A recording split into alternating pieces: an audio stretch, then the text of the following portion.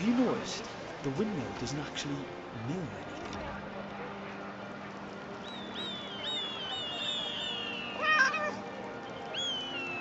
Fletching suits me.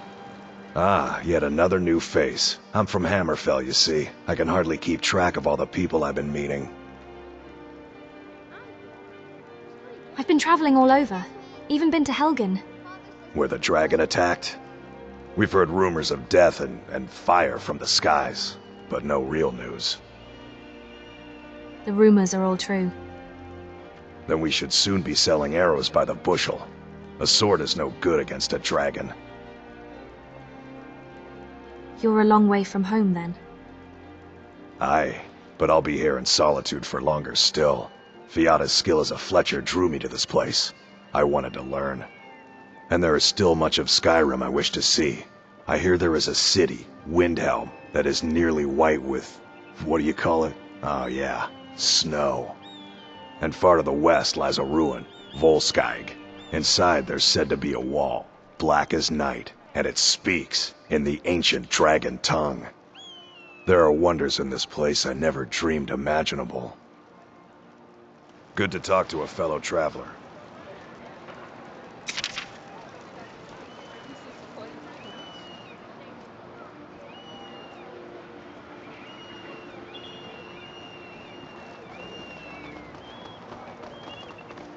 Hey, wanna play tag?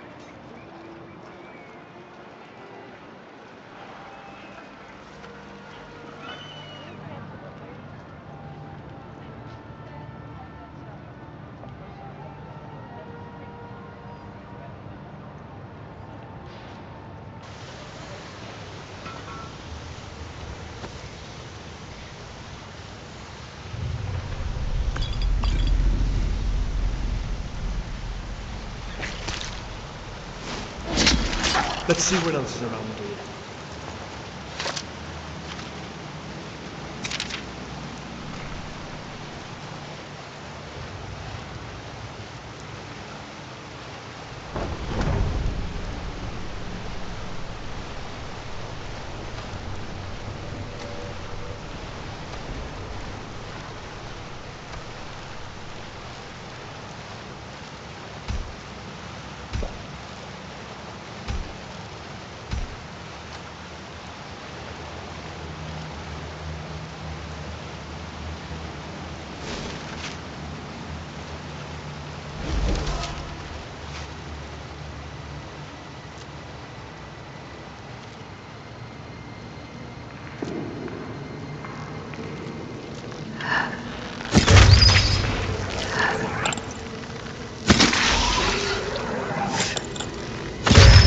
Blade is thirsty for blood.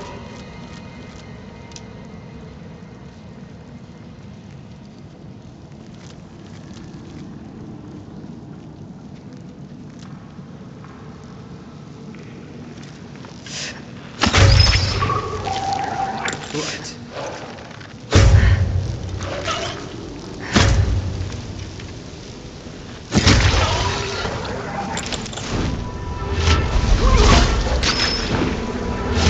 Take you!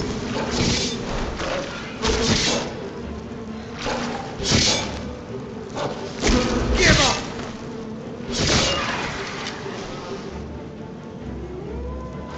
Fine! Up yours!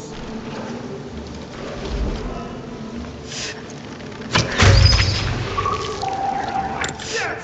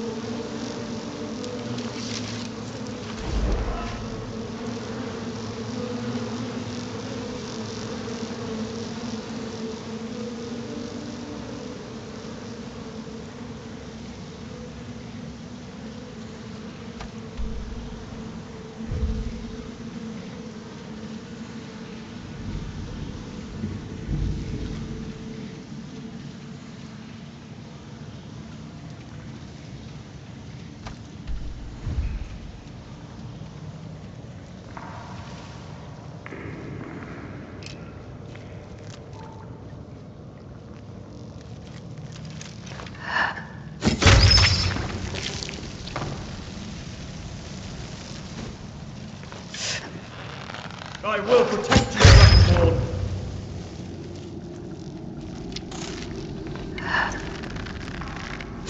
When shall we regret it?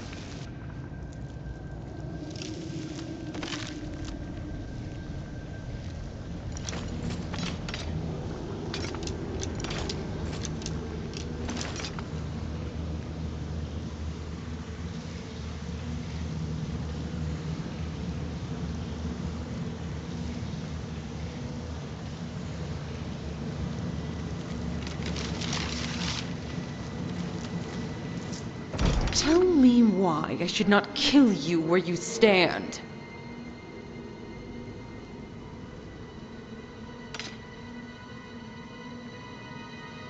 What? Wait. You must be... Yes, you are the mortal who aided Lord Sheogorath.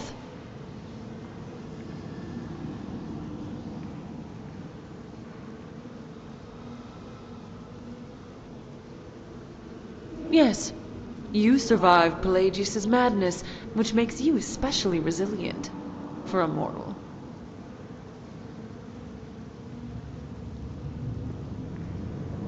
My name is Sada, of the Oriels.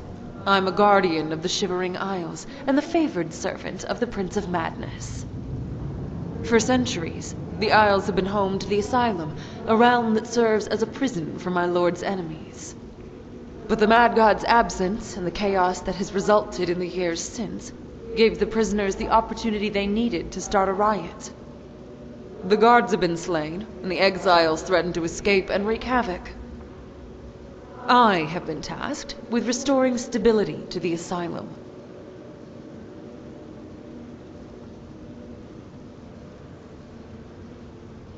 One of the exile prisoners, a battle mage named Thorin, managed to win the loyalty of both of the main prisoner groups. We have always encouraged them to turn on each other instead of their jailers. Short-sighted as they are, they take the bait. Unfortunately, Thorin was clever enough to remind them of their common enemy, us. While Lord Sheogorath was away, he and his followers took the guards by surprise, overwhelming our forces. Now, the exiles grow closer to escape by the minute.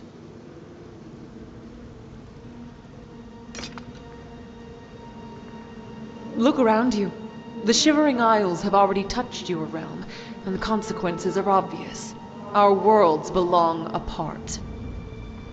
As for the exiles, I cannot say for certain, though I expect they will lash out at everyone and everything they can. Hundreds of years of imprisonment has not softened their hearts.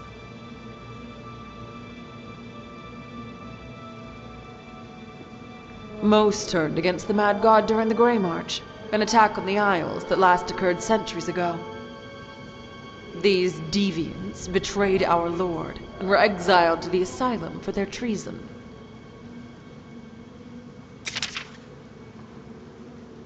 The only ones left guarding the Asylum are Lirya, the commander of the Mazkin, and myself. We cannot be everywhere at once. We require aid if we are to protect the Asylum and break Thorin's riot at the same time. If you survived the journey through the route to reach me, you may be worthy of this task. I ask that you travel with me to the Asylum, stop Thorin, and restore peace to the Isles, before the exiles manage to reach your realm.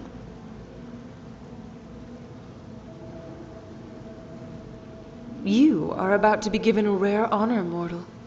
Follow, then, into the Isles.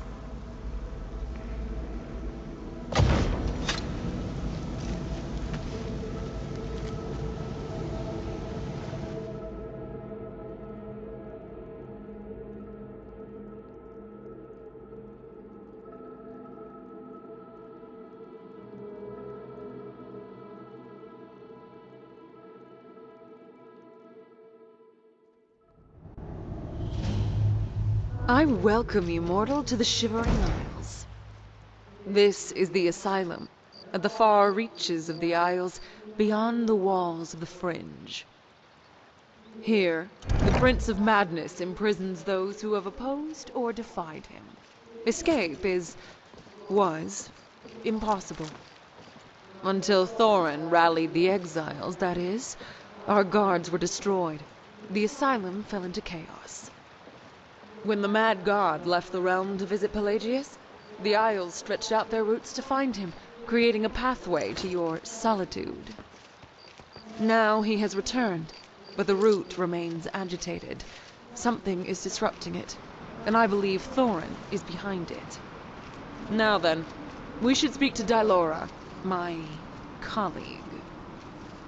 In her wisdom, she is elected to guard the impenetrable walls that separate the asylum from the fringe, rather than the open passage to your realm.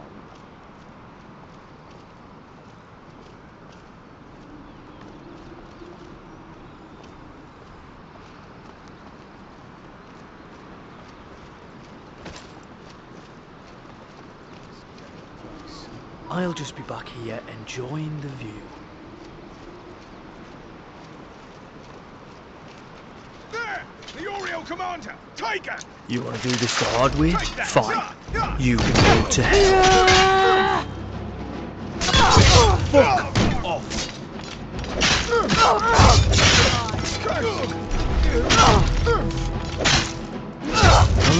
How about we catch a breath? It seems Dylora has allowed her position to be overrun. The Mad God should not have trusted this task to her. This will make our fight more difficult. I doubt it. They would have left her body for all to see. She is commander of the Dark Seducers. Even as a simpering Mazkin, she would be difficult prey for mortals. No. If she has not willingly abandoned her post, then she has been taken. Thorin will likely have darker purposes for her.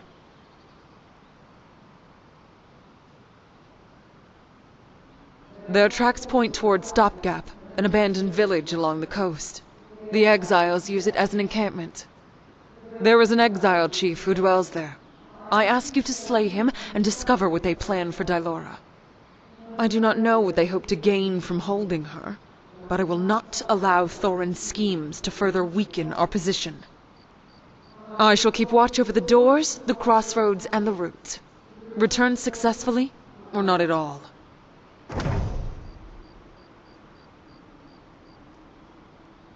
Very well. You may ask. This is the realm of madness, ruled by Sheogorath, Prince of Madness. Like him, the land exists in two opposite halves, manic and demented. Each region has its own lord below him, the Duke and Duchess of Mania and Dementia. But they have failed to protect the Isles in his absence, even beyond the asylum.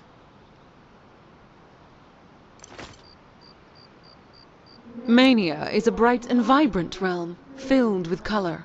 It encapsulates the more light-hearted side of Sheogorath. My people, the Orioles, are tasked with guarding its territory.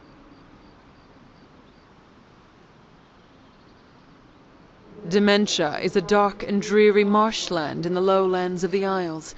It represents the darker side of our Lord's madness. The Mazkin are tasked with guarding the region, though their incompetence means they rarely do so adequately.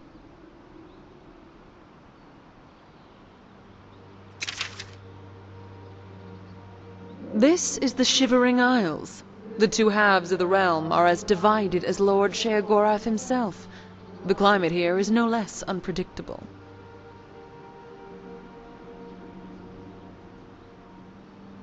Beyond the walls, on the other side of the Doors of Denial, lies the Fringe. It is where those who seek entry into the realm stay while the madness grows within them. No mortal has passed into the Isles since our Lord left.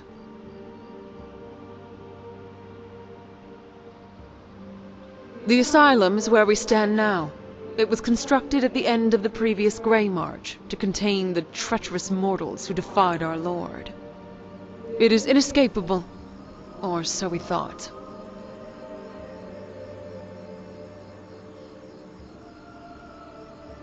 So be it. In the asylum, yes. My company was overwhelmed. There are more outside this prison. The Orioles are stretched too thin to send us reinforcements, however. The asylum was not the only area affected by my lord's long absence, merely the hardest hit.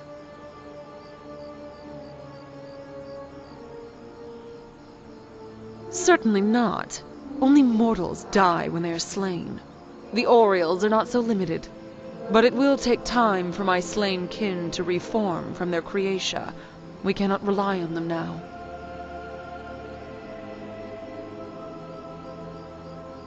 I am uncertain. We have seen too few bodies since we entered the Isles, guard or exile. Something about that is unnerving. Watch yourself.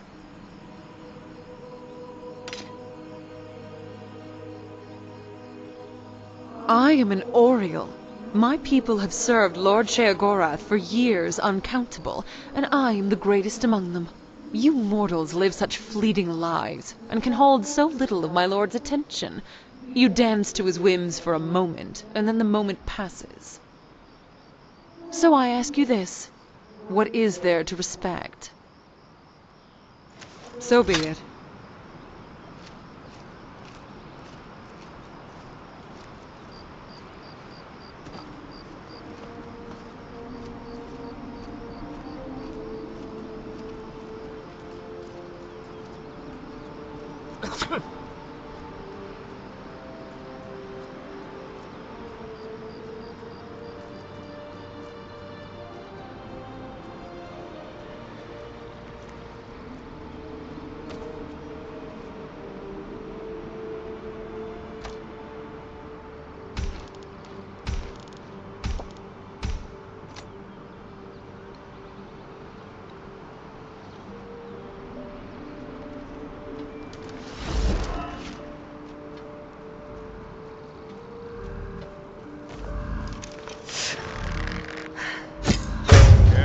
From me.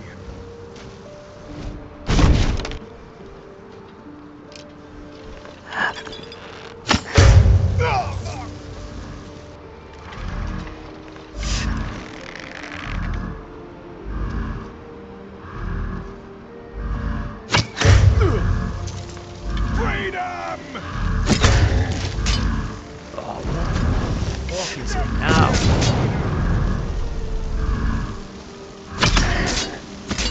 Crap!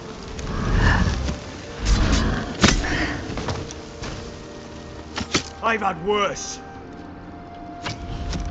Ugh. Ah. Screw you! Trust my dragon, but all I am, and yet my heart fucking stopped. Let's do this.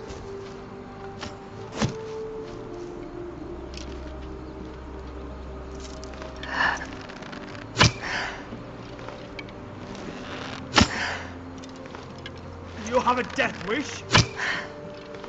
Take that! You asked for it.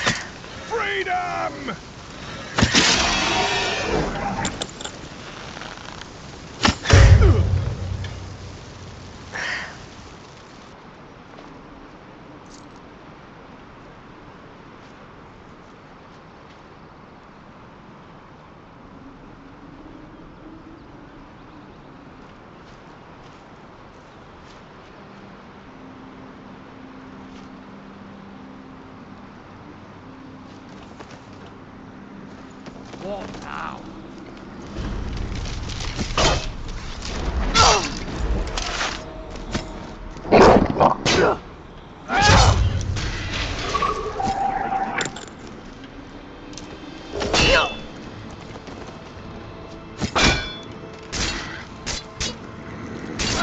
I win.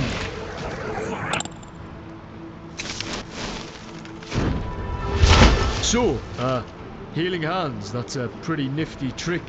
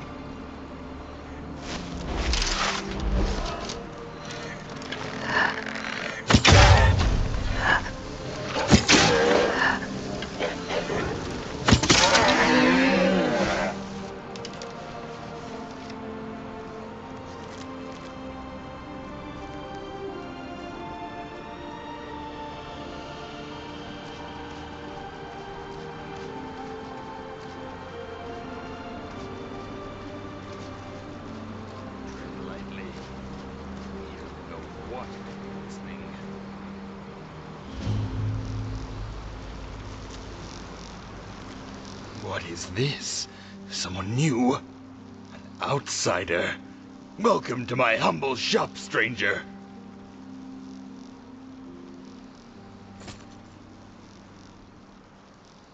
Yes, the ore. Powerful, dangerous, very rare. Smithing it, rarer still. But I can teach you, yes, teach you to work its wonders. Yes, but only if you do something for me first. I seek a treasure within the drowned ruins. Bring it to me.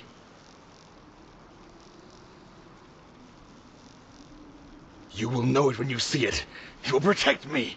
Protect me from the lunar resonations. I can feel them in my mind. I've got to block them out. I can't do that right now. 1,000 curses. My last hope lost. I hope you will reconsider, stranger.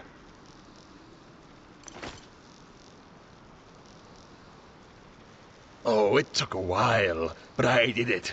Fed them scraps and other things. They know how to behave now. They're like my friends. And they can be your friends too, for a reasonable price.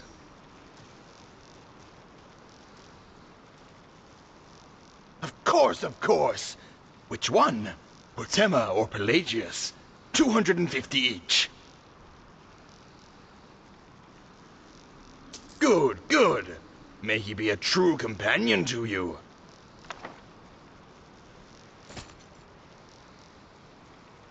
Of course.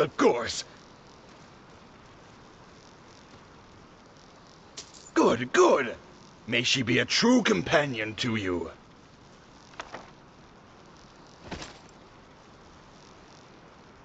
I didn't betray the Mad God, not like the others, no. When the Grey March came, I protected my home from those shiny, gleamy monstrosities. No, I did something far more unforgivable to the Prince of Madness. I learned the truth. Can't say, shouldn't say. It's a secret to everyone. They don't know. They aren't allowed to know. They couldn't see it. They were only looking with their eyes, their lying eyes. But I looked beyond, and I could see it. No one else could see it, just me. I can't tell you. They'll know. They're always listening. They know who knows. I never told anyone, you know. What I saw, what I still see. But here I am. It didn't matter what I didn't say. They could hear my thoughts. They knew I knew. Knew I could see it. Up there, in the sky. I didn't say that. I never said that. Not where they can hear. Never where they can hear. But maybe if you know, can you see it too?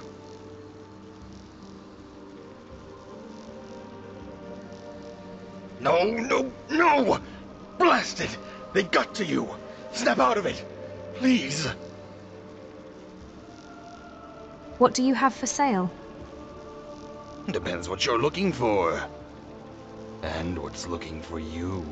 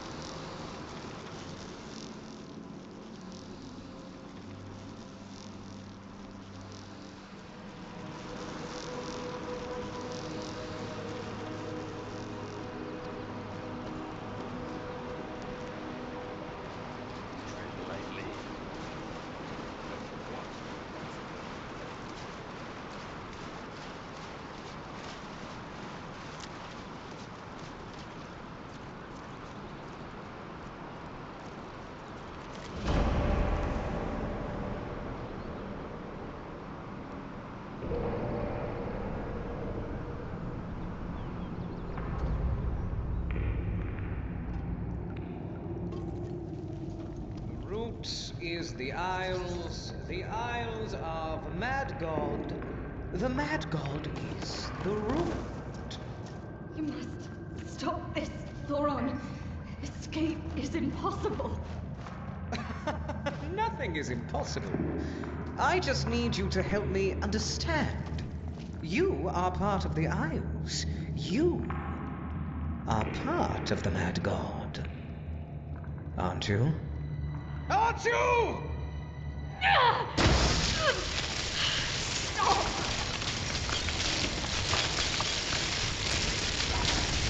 Wait. What is this? I was hoping for starter. Why are you here? Don't you see? She is part of this great and terrible puzzle. But I don't expect you to understand. To you, my purposes are far more mundane. I thought to lure Starter here and crush 2 beetles with 1 stone, ridding myself of these meddlesome turnkeys. But it seems she sent you to do her dirty work instead. How typical. Ah, no matter. After I kill you, she will have no one left to hide behind. You really don't understand, do you? I don't want to get out. I want to get in. Step forward then, outsider. The crystals will so beautifully reflect your blood.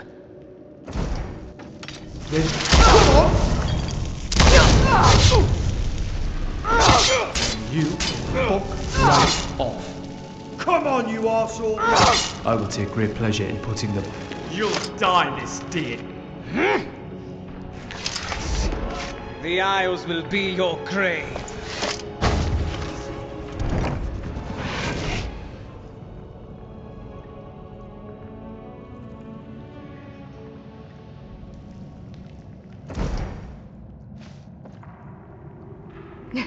Thank you, stranger. I'm not sure how much longer I had before Thoron finished with me. Well met. Yes, I am Dylora of the Mazkin, Sheogorath's most faithful servants. It seems we've met at a difficult time. Are you alright? I'll be fine. It takes more than a few spells to slay a Mazkin.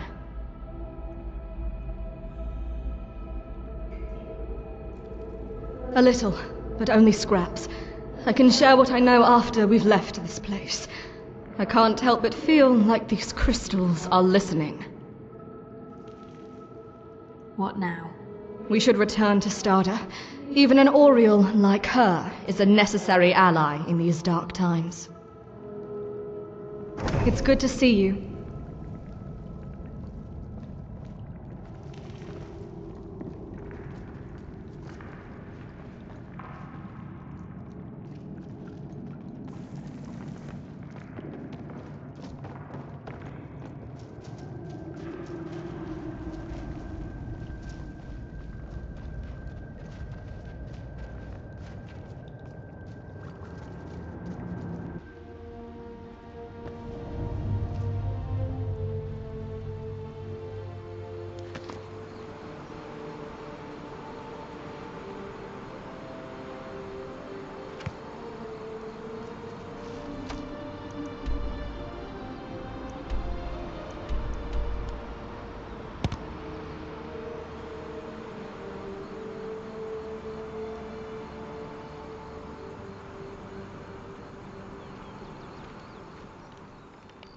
Dylora, you should not have allowed yourself to be captured. Good to see you too, Stada. Perhaps if you'd stayed with me instead of scurrying down a tunnel to a realm the exiles have no interest in, I wouldn't have been. I told you I was going to find aid. I have found it. Besides, you look fine. Tell me, how does Thorin and the exiles plot fare? Have you learned anything new? His rambling gave me some sense of his plan. He intends to take control of the route and use it to break through the walls. Impossible. There it is Only again, the that Mad God. fucking smile. It's possible. I'll never get Stada. enough of it. The route is the Isles, and the Isles are the Mad God. That's what he said. It's madness to try, but that's what he's counting on. He's wielding the sword of Jiggalag, and he's uncovered an obelisk of order. He's made himself a lair deep within the root, hidden under the falls. The perfect place to carry out his plan. Then we must travel there at once and slay him before he escapes. If it were that simple, I'd do it myself. He's constructed an amber barrier to seal off the entrance. There's no way inside. Not unless we carve one out ourselves. In order to break through Thorin's barrier, we will need a powerful weapon tied to the Isles. Nothing else is strong enough to shatter pure amber.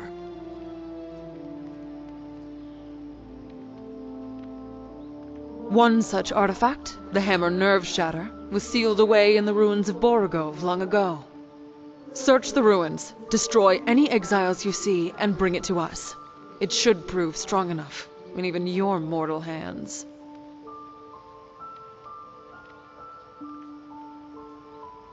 Dylora may have learned more of Thorin's plans than she would deign to share with me.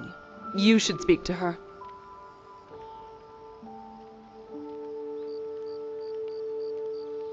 Waste no more time. Thorin's power over the root grows the longer we delay.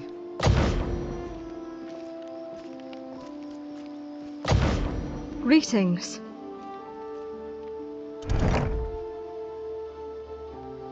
Yes, I think I might.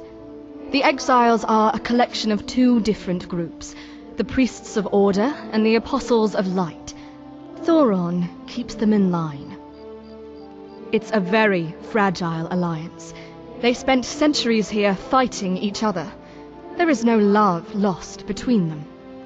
If you were to make it look like the priests and apostles betrayed each other, it might break their truce. Thorin would lose his little army to infighting.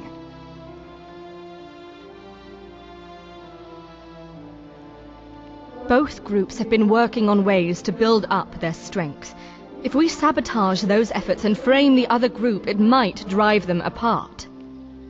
Steal a soul tomato from the Apostles' Grove on the coast, and void essence from the priest's laboratory in Stopgap.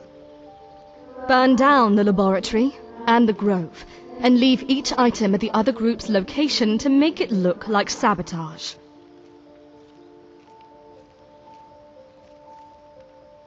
Void essence is the essence of the void. You're a mortal. You wouldn't. The apostles grow them. Quite ingenious, though depraved. They've taken the necromantic bindings that tie souls to soul gems and altered them to bind the soul to a plant instead of a crystal. Through this process, they can grow a limitless supply of soul vessels for their enchantments. Though they still rot, unlike gems, which has stopped soul tomatoes from widespread use by the comparatively sane.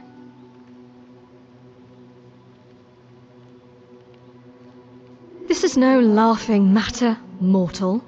Pray your soul does not end up inside one.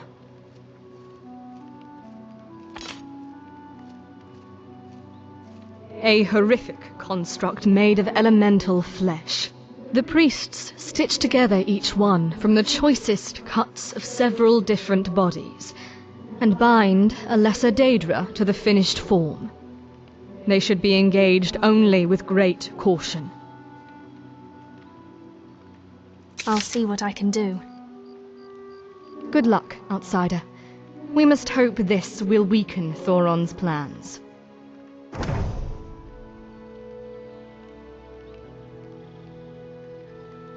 I will share what I know.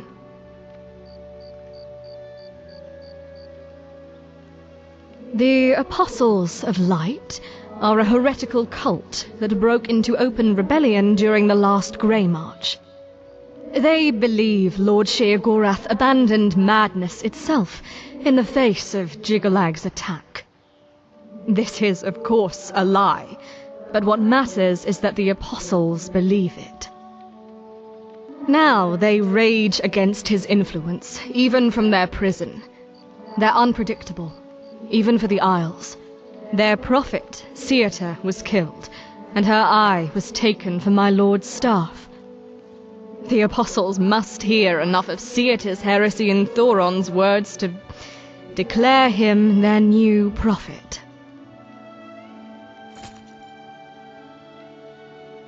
The priests of Order followed Jiggalag, the Prince of Order, and Sheogorath's nemesis during the last Grey March. Many of them turned to his side simply to survive. When they failed, and were cast out of the Mad God's sanctuary, they rededicated themselves to the Prince of Order, hoping to find belonging. They wait for him to return so they can rejoin him. As you saw, Thoron wields the Sword of Jiggalag, a relic of the Prince of Order. The priests seem to have taken it as a sign of his worthiness. Farewell.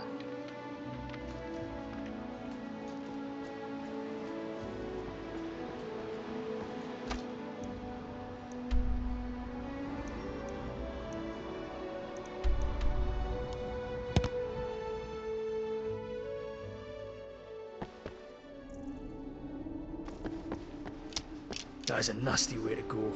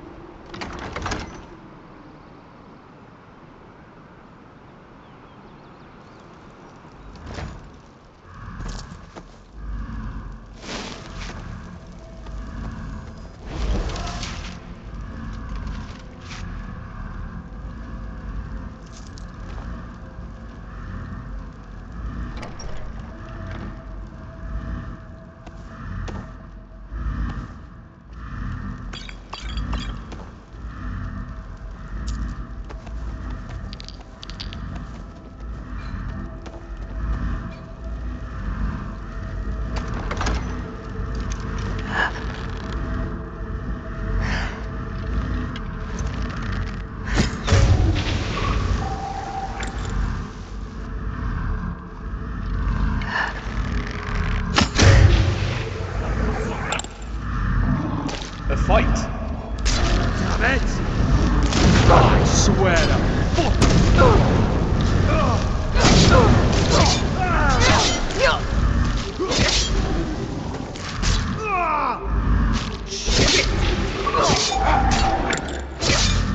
Shit!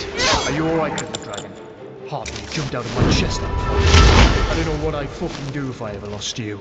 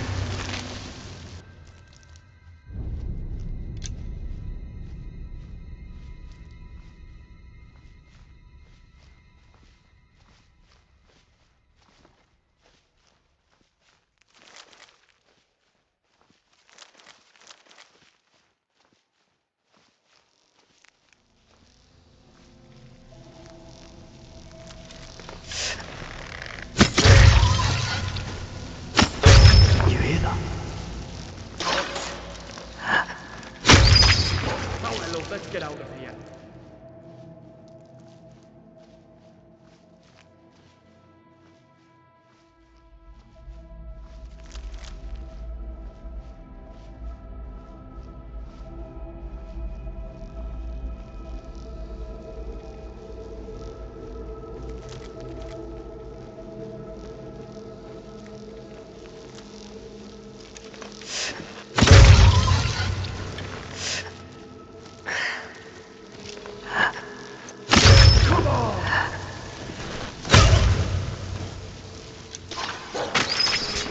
Bloody did it!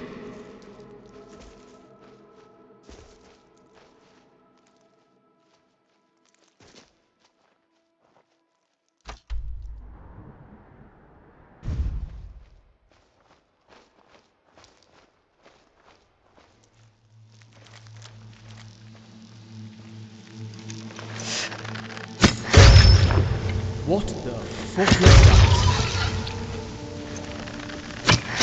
Well, fuck.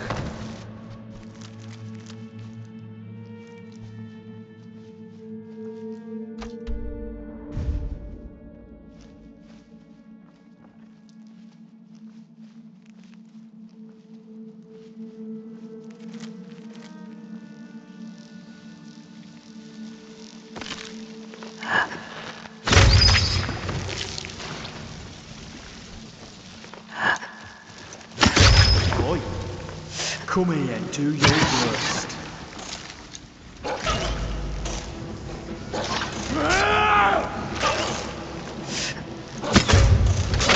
That was excellent.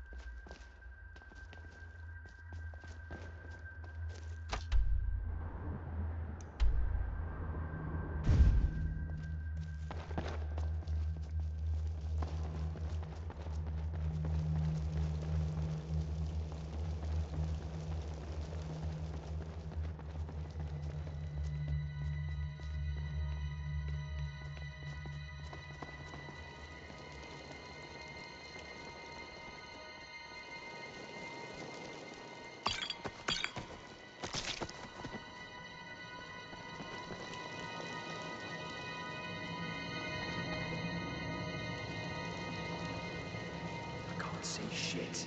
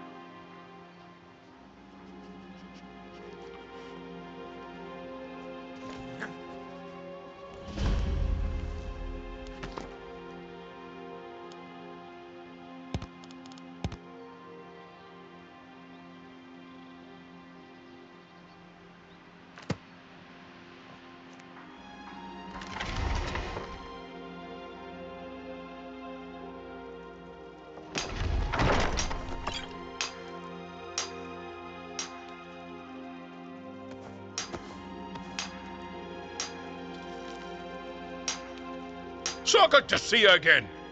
And for the very first time, Theodore Gorlash, at your service.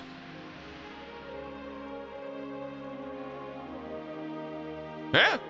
Come again? I'm a wee bit deaf in this ear.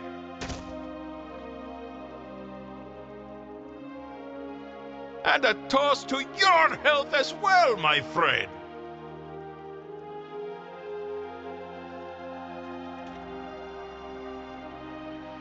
Lovely material! Very rare, you know. I use it to carve my busts. Oh, also for weapons, armor, and other such trifles.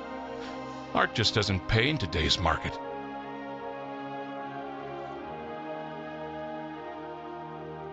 Of course I could, but you'd have to do me a favor first. There's a special piece of amber, shaped like the face of Sheagora. Bring it to me.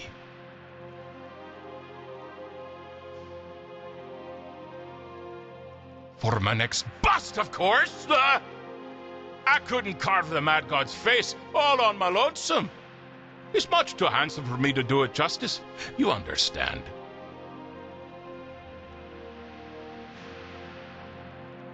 Come back anytime. Tomorrow, next year, last year, whatever works for your schedule. Welcome to the near Corgi shop. Theodore Gorlash, at your service.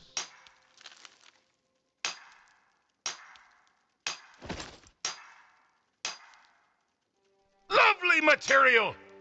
Very rare, you know. I use it to carve my busts. Oh, also for weapons, armor, and other such trifles. Art just doesn't pay in today's market. Of course I could, but you'd have to do me a favor first. There's a special piece of amber, shaped like the face of Jaree-Ra. Bring it to me.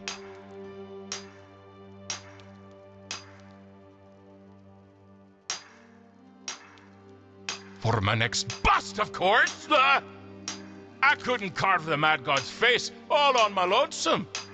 He's much too handsome for me to do it justice. You understand.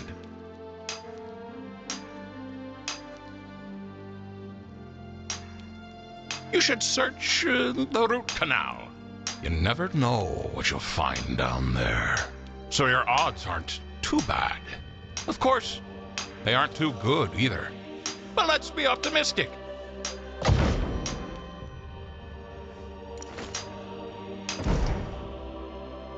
Because there's a corgi nearby, of course. I'm sure you've seen him.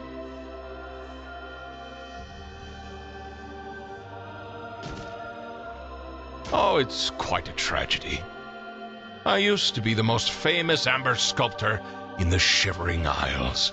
But an artist who upsets his patron is an artist who starves. And I upset the mad god quite dearly.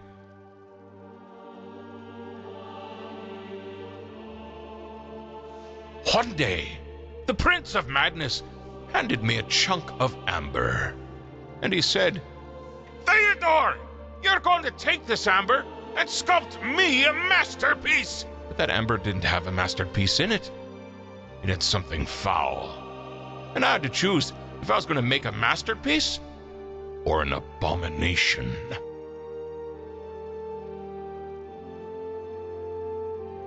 The latter, of course. An artist has his integrity. Well, Jaree-Ra took one look at it and flew into a rage. "Theodore, you handsome devil," he said. "You've really done it this time. Take that abomination to the asylum where it belongs." So here I am.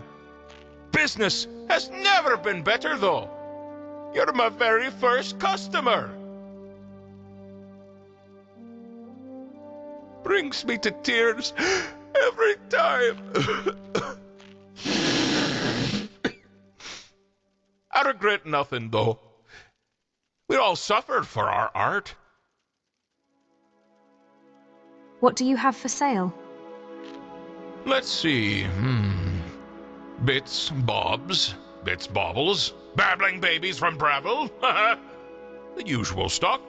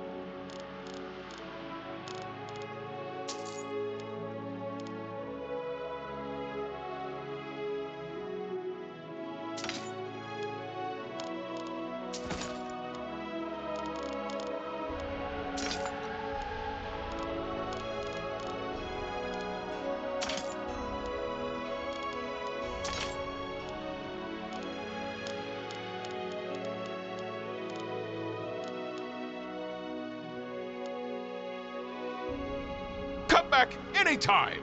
Tomorrow, next year, last year, whatever works for your schedule.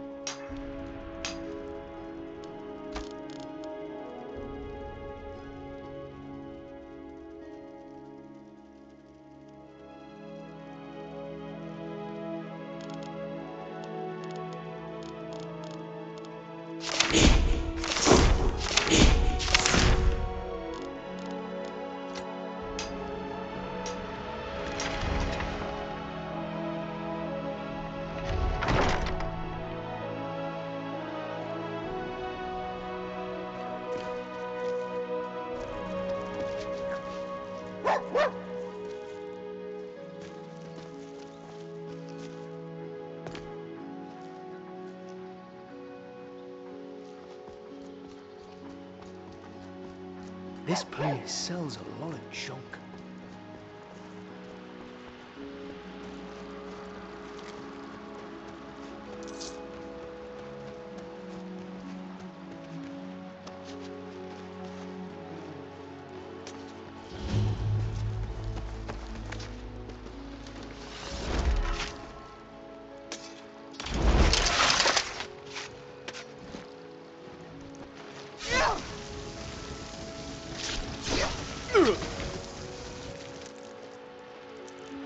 Bad.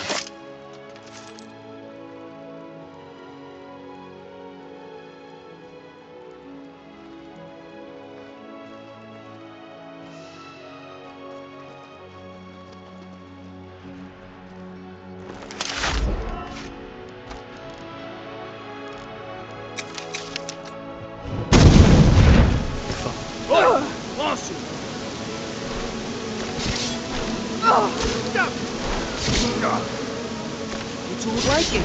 Well then, fuck off!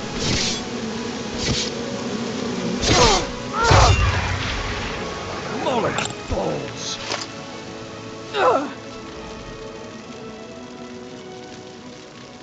You really don't want to fuck with me!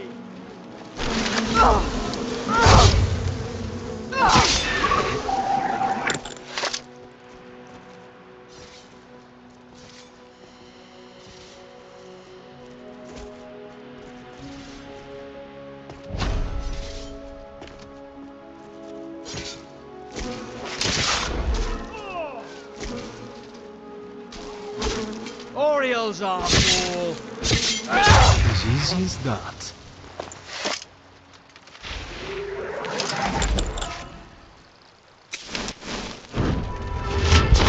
Oh, this feels good.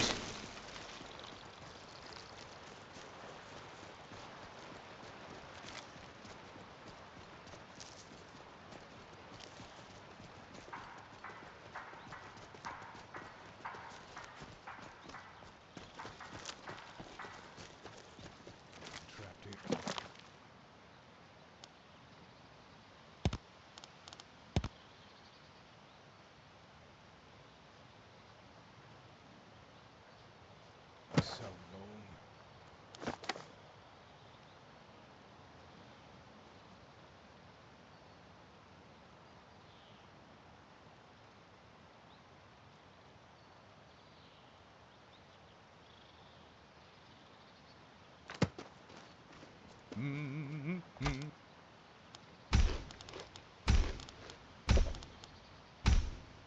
Oh, there once was a man from New Shale.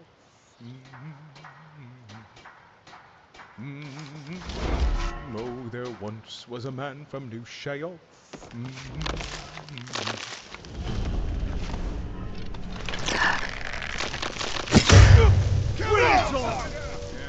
Fucking come on then! Fuck! Here!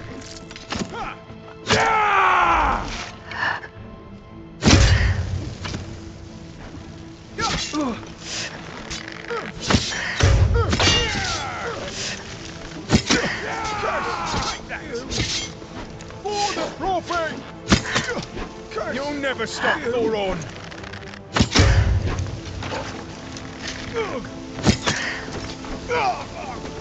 You'll never stop, Thoron! Fucking tastic! Here! Curse you! Starting to feel much better now.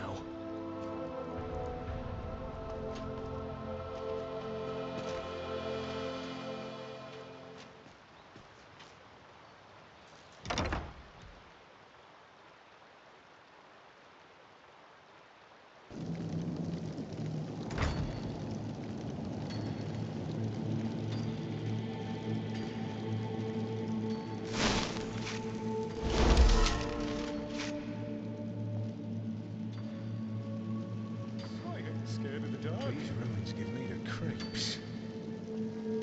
I ain't scared of the dark. Give me the creeps. Get out from me.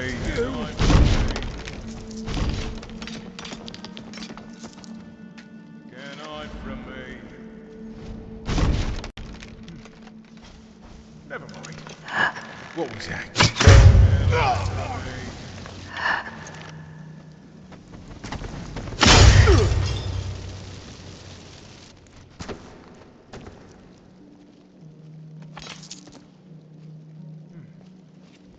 Never mind.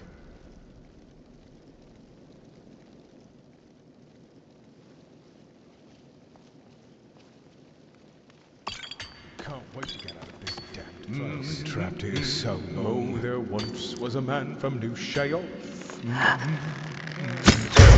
Curse you!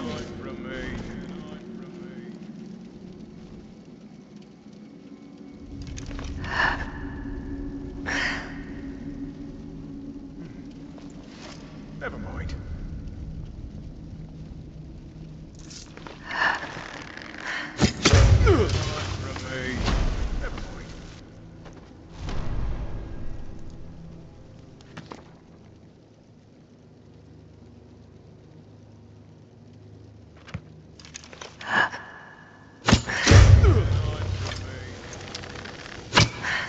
An eye from me.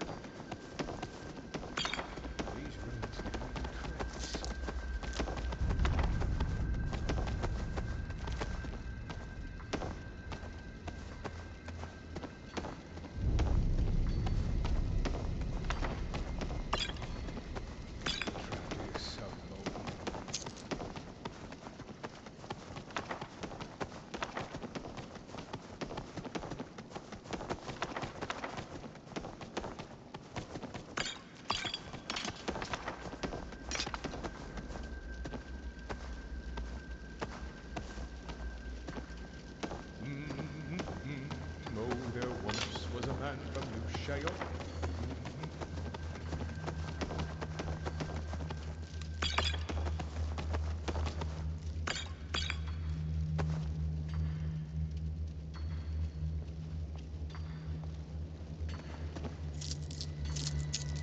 Oh, bet it's going to be more beetle broth for supper.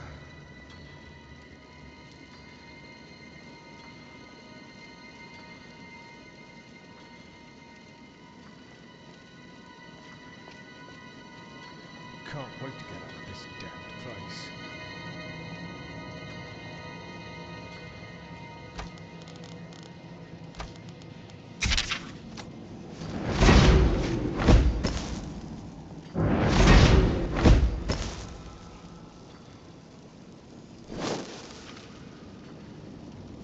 Can't wait to get out of this damned place.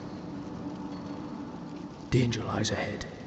Keep your eyes open.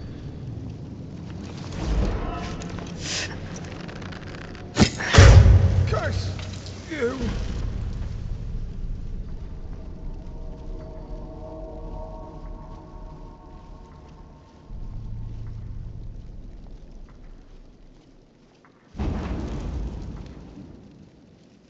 I ain't scared of the dark.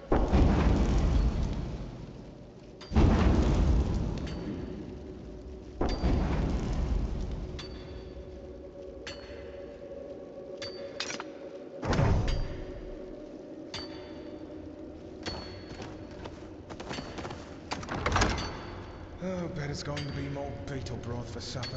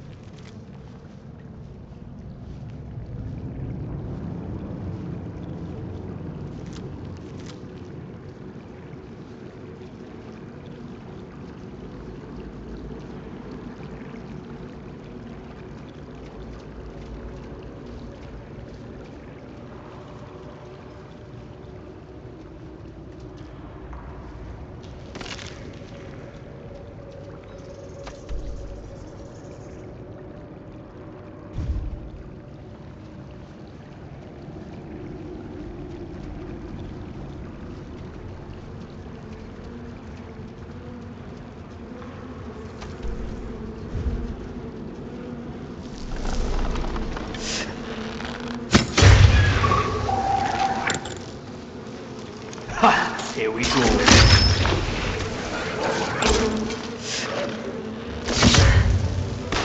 That's the end of it.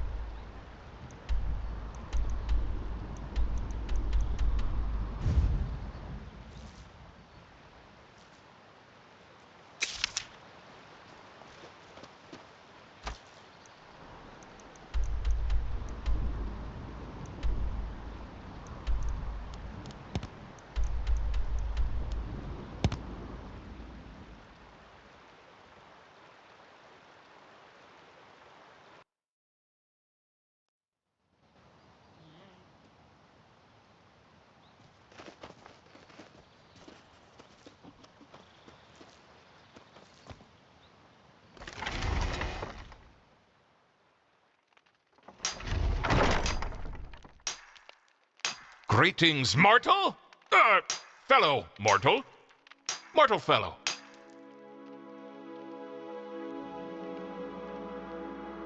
How am I supposed to work with this? You can barely see the detail.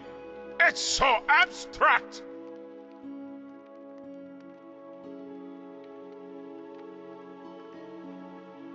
You may have a point there. But critics these days, oh, they're vicious. Let's see here. Well, it's a start. Thank you, valued customer. Now then, was there anything else?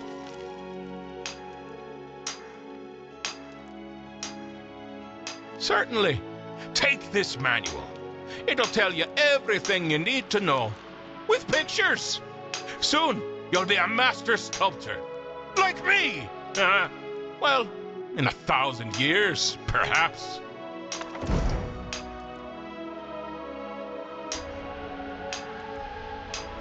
Oh, don't look at me like that. Fine. You want something flashy? Take this. Great for parties.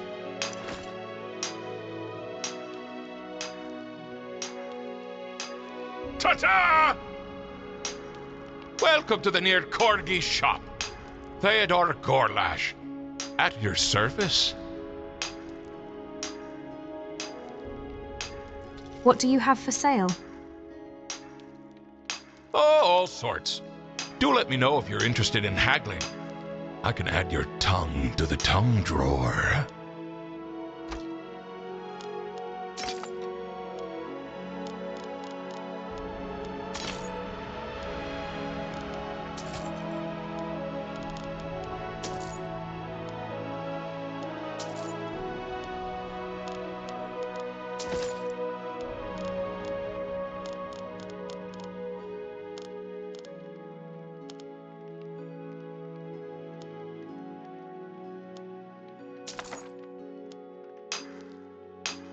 Come back any...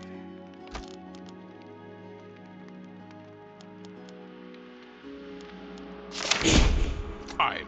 Tomorrow, next year, last year, whatever works for your schedule.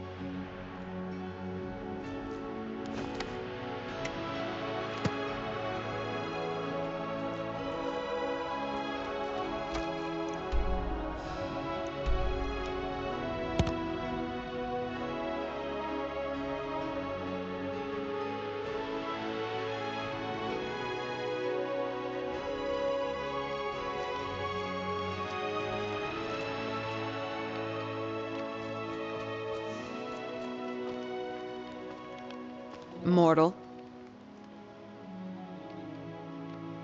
You have done better than expected, mortal. Now we can make our assault on Thorin's lair. Let me know when you're ready to face him and stop the exile plot once and for all.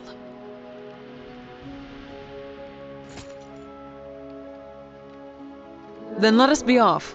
Dylora and I will be with you. Thorin cannot hope to stand against us all.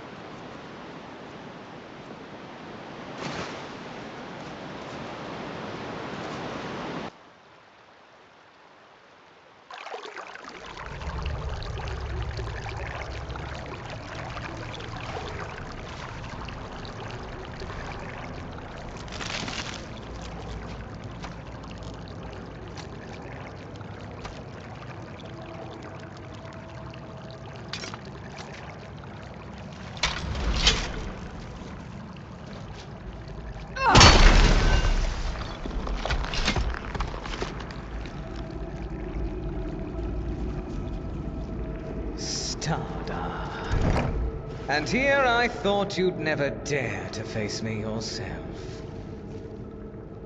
Ah, Lirya! I'm glad you're here. Now, all of that lunatic's underlings can die together.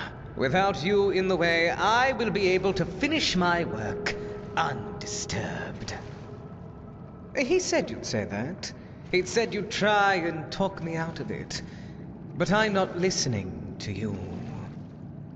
Simply a benefactor, helping me bring order to this chaotic place. Oh, I'm sure you'll do your best on that account. But my friends will see to it that you fail. Wait. The void essence? By Seata, it can't be! Sabotage! What? No! You sabotaged us! We found the tomatoes at the sea! Idiots! This is clearly a ruse! Pull yourselves together! I'll pull this double-crossing scum apart for defiling our laboratory! Oh, I'd like to see you try, Crystal Kisser! You witless worms. So be it. I'll kill these interlopers myself! Can't hide from me. You bastards!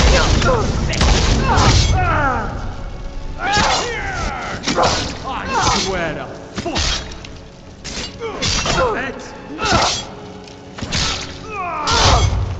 Yes! Time to end this! That! Curse you! Fuck! Can't decide if I get shit scared before a fight, or I find it a bit thrilling to watch. Bit of both, things.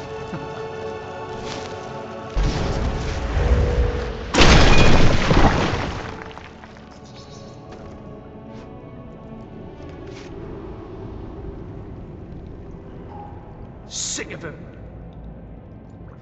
He's cornered like a rat.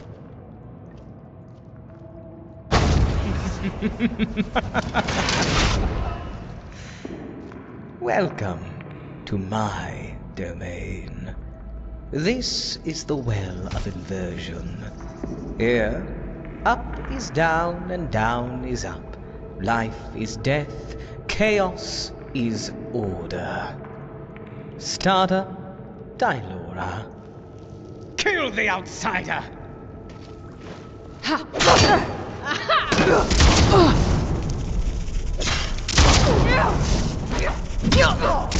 Die! Kill me!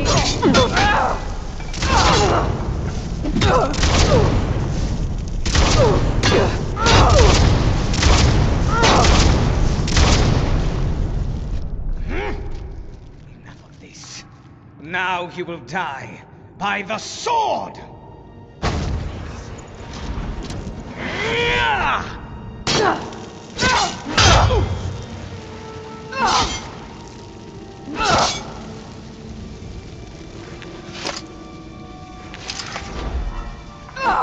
No. No! It was not supposed to be this way! My lord, grant me the strength to destroy this interloper! Bless me with the light of your perfect order!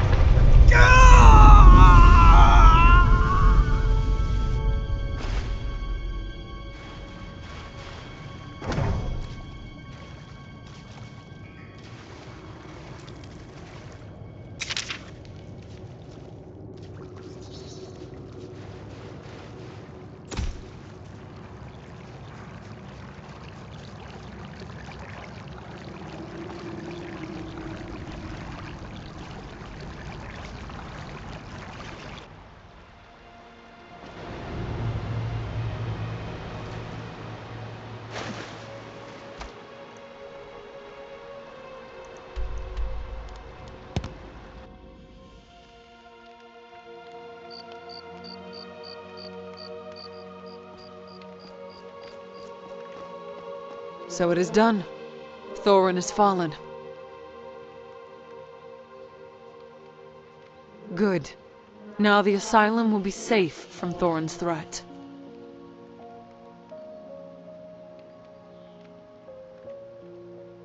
We will remember your actions here for many days to come.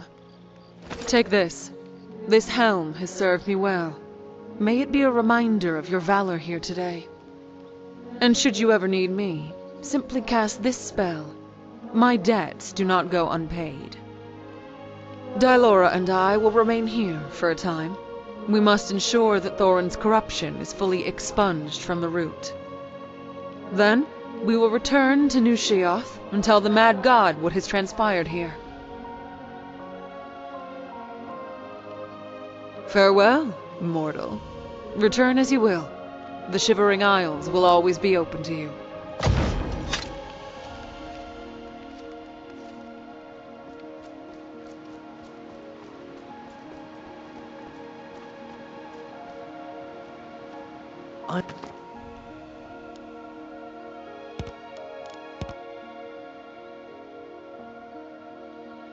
We'll just be back here enjoying the view.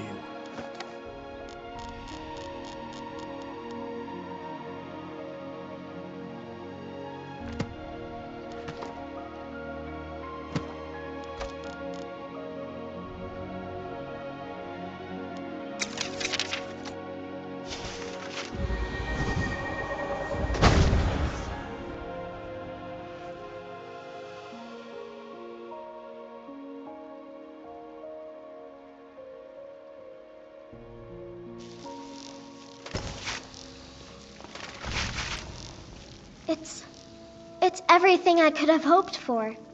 I know it's not much, but I found a few pretty things. They're in the chest in my room. If you see anything you like, please, take it. You've done so much for me. It's the least I can do.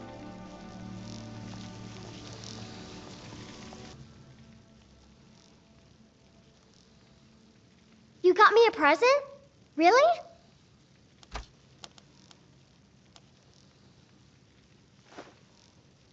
This is great. Wow, thanks. I got you a present, Papa. I hope you like it. Thanks.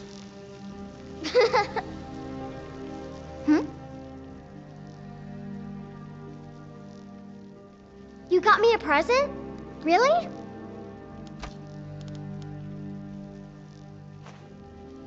Thanks.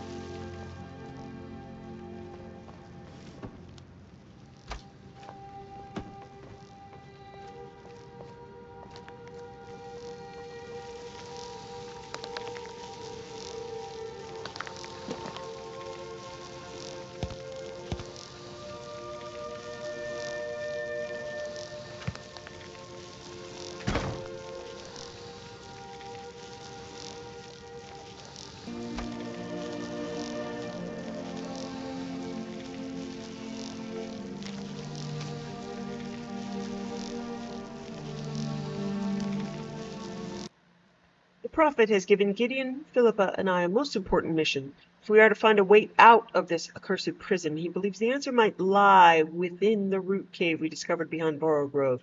We are to venture forth and look for any tunnels that may lead past the magical barrier. This is my time to shine. This must prove to the Prophet that I am fit to be a luminary. This place is not natural. The tunnels down here don't make sense, almost as if they have a mind of their own. The root has already claimed Maximilian.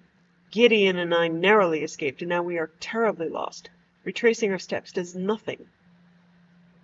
It is as if any progress we make down here is immediately erased. We've stopped for a breather, but I feel like I'm being watched. Thorin's orders. Stada has fled the asylum. She is the last obstacle to our brilliant future. Kill her, and I will be free to lead us all into the light.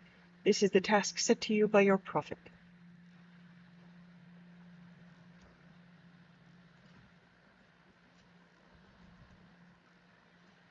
Thorin's orders to Svarig. Svarig, the last of our turnkeys have, predictably, failed to cooperate. Wait until the Saint abandons the Seducer, then strike with your full force. She must be captured alive. I have questions for this one. Have her delivered to my excavation in the southeast. The crystals should affect her just so. Eat these orders after completion. My plans cannot fall into enemy hands. Thorin.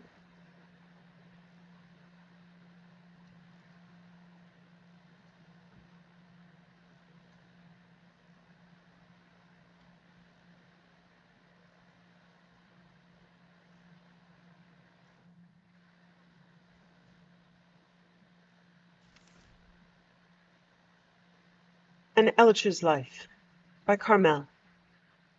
It is a strange life that I have chosen, here among the beasts of these Shivering Isles. These Elytra, a most gentle creature if ever there were a gentle creature, they have welcomed me among their brood as one of their own. I have made my life and home in their tunnels as if they were my own humble cabin, and indeed I have been invited into their warm family unit. Many who encounter the Elytra are initially set to unrest by their appearance. Their size alone is sufficient to unsettle most of the humanoid races. The enlarged thorax can grow to be as large as a human male, and nearly a full span in girth. When I first encountered my insectoid friends, I believed the enlarged thorax to be a method to manufacture the ichor that is vital to the lives of the Elytra. In truth, the thorax is the precious womb where their noble lives begin. However, one cannot discount the significance of the ichor that gathers at the spike near the base of the thorax. The precious substance emits a smell that most will describe as acidic and sour, although I find it to be a delight. The ichor serves the most brilliant purpose of the Elytra. It is used to paralyze living tissues of other creatures, rendering them unable to resist the advances of the Elytra. Here is where the true brilliance takes place. When choosing a suitable host, the Elytra will impose itself on the creature. Any creature that draws breath seems to be biologically suitable for this purpose. I myself have witnessed Elytra matrons choose creatures that range from simple wolves to a brilliant Khajiit alchemist. Each time the host is chosen carefully. Oh, I know that the superstitious farmers of the Isles will say that the Elytra will attack any creature, but after what I've seen, I know that they approach each host with the utmost care. The host is injected and their body becomes enriched with the flowing sweetness of the ichor.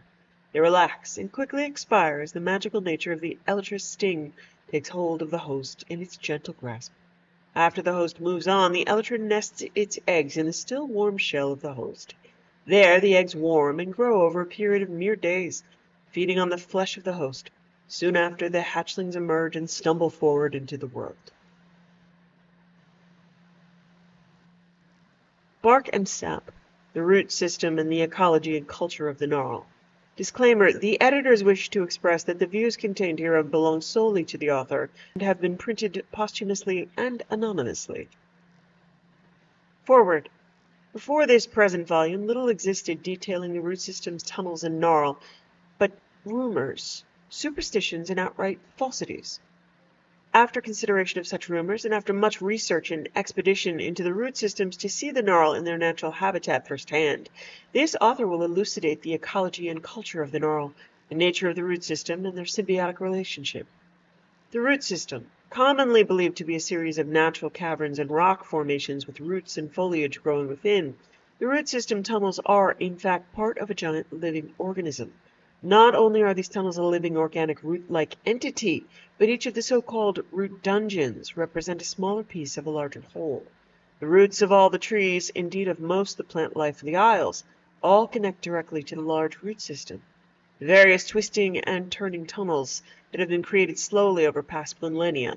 Indeed, the growth and motion of the roots is imperceptible, though definitely recordable. The very fastest growing tunnels increase at a rate of a few feet every month, and the slowest a few inches every few decades. Amber. Amber is a colorful resin formed from hardened sap. Much like skin bleeds and scabs over to protect a wound, the root system tunnels bleed a sap that congeals and hardens into amber deposits. Even still, the walls of the roots are very resilient. Swinging a sword at the wall is not enough to puncture it. The large fissures that cause the appearance of amber are the result of the massive pressures and frictional forces encountered by the giant roots as they push through tons of rock and dirt. The Gnarl. The current and best theory describes the Gnarl as the caretakers and stewards of the root system. Creatures tend to the general maintenance and cleaning of the tunnels, clearing away excess amber. This behavior has been observed directly, but observation time was limited due to the aggressive nature of the gnarl. However, the abundance of amber found on the corpses of the creatures further supports this view. There has been some conjecture, though at present very little evidence to support the claim, that as gnarl grow, they eventually become too large to maneuver the tunnels and eventually fuse with the walls, becoming themselves part of the root system. As to the recent claims of giant gnarl, it should be noted that no creditable sources exist to corroborate. However, even were those reports to be true, the rarity of such sightings would suggest that only a very few gnarl ever grow large enough to ascend to this root state. Little is known about the natural lifespan of the gnarl or of their social behavior, since observational expeditions into the root system are difficult at best. We do know with certainty that they are very territorial. The gnarl are so protective of their tunnels that they will respond aggressively to anyone who comes within sight, which makes studying their social systems nigh impossible. This behavior has, however, provided us with an abundance of corpses to study at our leisure. When we analyze the corpses of dead gnarl, we can see clearly that the creatures are made entirely of plant material. They are covered in bark and leaves, and over time they decompose similarly to other plant detritus. All attempts to plant gnarl, or parts thereof, into the ground have been proven as simple folly. To date, we don't actually know how the gnarl reproduce. Upon examination, we have found nothing that looks like a brain, as found in other sentient creatures. This does lend credence to the symbiotic caretaker theory, suggesting a kind of hive mentality. Though there have been no substantiated sightings of any such queen gnarl, who might be controlling the drones. The other available explanation is that it is magic that animates these creatures, though this author finds resolving difficult questions in this manner to be counterproductive to the development of a rational theory. Conclusion: the complex root is a living organism that grows little by little each month, tunneling beneath the land. Virtually all the plant life on the Isles is connected to the root system. Severe trauma to the system walls results in the formation of amber deposits as part of its natural defense mechanism. The root system has a symbiotic relationship with the gnarl, who act as its protectors and caretakers, and who may be phyletically and physiologically connected to the root system itself. In short, we have a living system with its own dedicated staff of protector caretakers, growing and developing largely unnoticed beneath our very feet. Here the editors wish to acknowledge that the author was found dead near the entrance to one of the root dungeons. We again wish to remind the reader that the opinions expressed by this author are his own. We do not dismiss the rational method employed by the author in his studies. We certainly do not deny that magic is explanation enough for our Lord Sheogorath's many wondrous blessings. We did, however, carefully consider omitting this clearly treasonous second half. We have decided to include it for journalistic integrity and at the request of his generous widow. Afterward, and now I will venture toward that theoretical discussion which draws near heresy, which I dare say will one day be the end of me, but which I must put forward for good or ill. The common belief is that our Lord Sheogorath has blessed our land with two temperaments, mania and dementia. However, after much study and reasoning, I believe that it is the very realm itself that imposes upon us these two spheres of polar extremes. I have devised a clever experiment, whereby I seek to prove this theory. If you take a flower from a common plant, cut it and place its stem in water with dye in it, you will notice that the petals will slowly take on the color of the dye. Clearly, the veins of the plant transport the color to the leaves. Now, when we look at the dementia side of the land, colors are muted and dark, and in the mania side, bright and colorful. I believe the root system and the gnarl that serve it are draining the color from the land of dementia and giving it to the land of mania. For what purpose, it isn't clear, but my experiment shows how color is transported through plant veins, and what bigger system of plant veins is there than the giant root system tunnel network? Is it not then obvious that this system is the conduit of the forces of mania and dementia? And do we not eat the plants in the root of the trees that connect the root system and the beasts that feed on them and drink the waters that fall from their leaves? Do we not breathe the air that carries their spores and seeds? Do we not throw our own waste into the ground to be absorbed into the soil? Thus, are we not intimately connected to the giant root system under our feet? Surely we are at one with it. Clearly, the root system is feeding those of us in the mania brilliant color, giving us our mood swings, filling our hearts with passions and sensations, and giving us passionate urges by stealing those things from our fellows in dementia, leaving them dark, desperate, angry, violent, and disturbed. Sheogorath is not the source of our gifts. It is the land itself that has unbalanced us so. The Gnarl are the servants and lifeblood of this parasitic process. If we were to kill all the Gnarl, the balance would be restored. Mania would be less bright, true, but so would dementia be less dark. We and our world would become whole again. Let go of your belief in the collective fantasy of Sheogorath. Let go of your belief in your own special gifts. We must destroy the Gnarl and the root system. We must destroy those who shackle us to believe in some haughty and aloof ruler who toys with our emotions and well-being. To arms, brothers and sisters, to arms! Heretical thoughts. Zealotry is an abomination that must be wiped from the Shivering Isles. We cannot suffer their beliefs to spread to even one more soul. They name us heretics for our lack of belief. We gladly accept the name, and we will make an honorable one. It is not heresy to speak truth. It is not heresy to speak out against an unjust lord. It is not heresy to take arms and action in defense of true belief.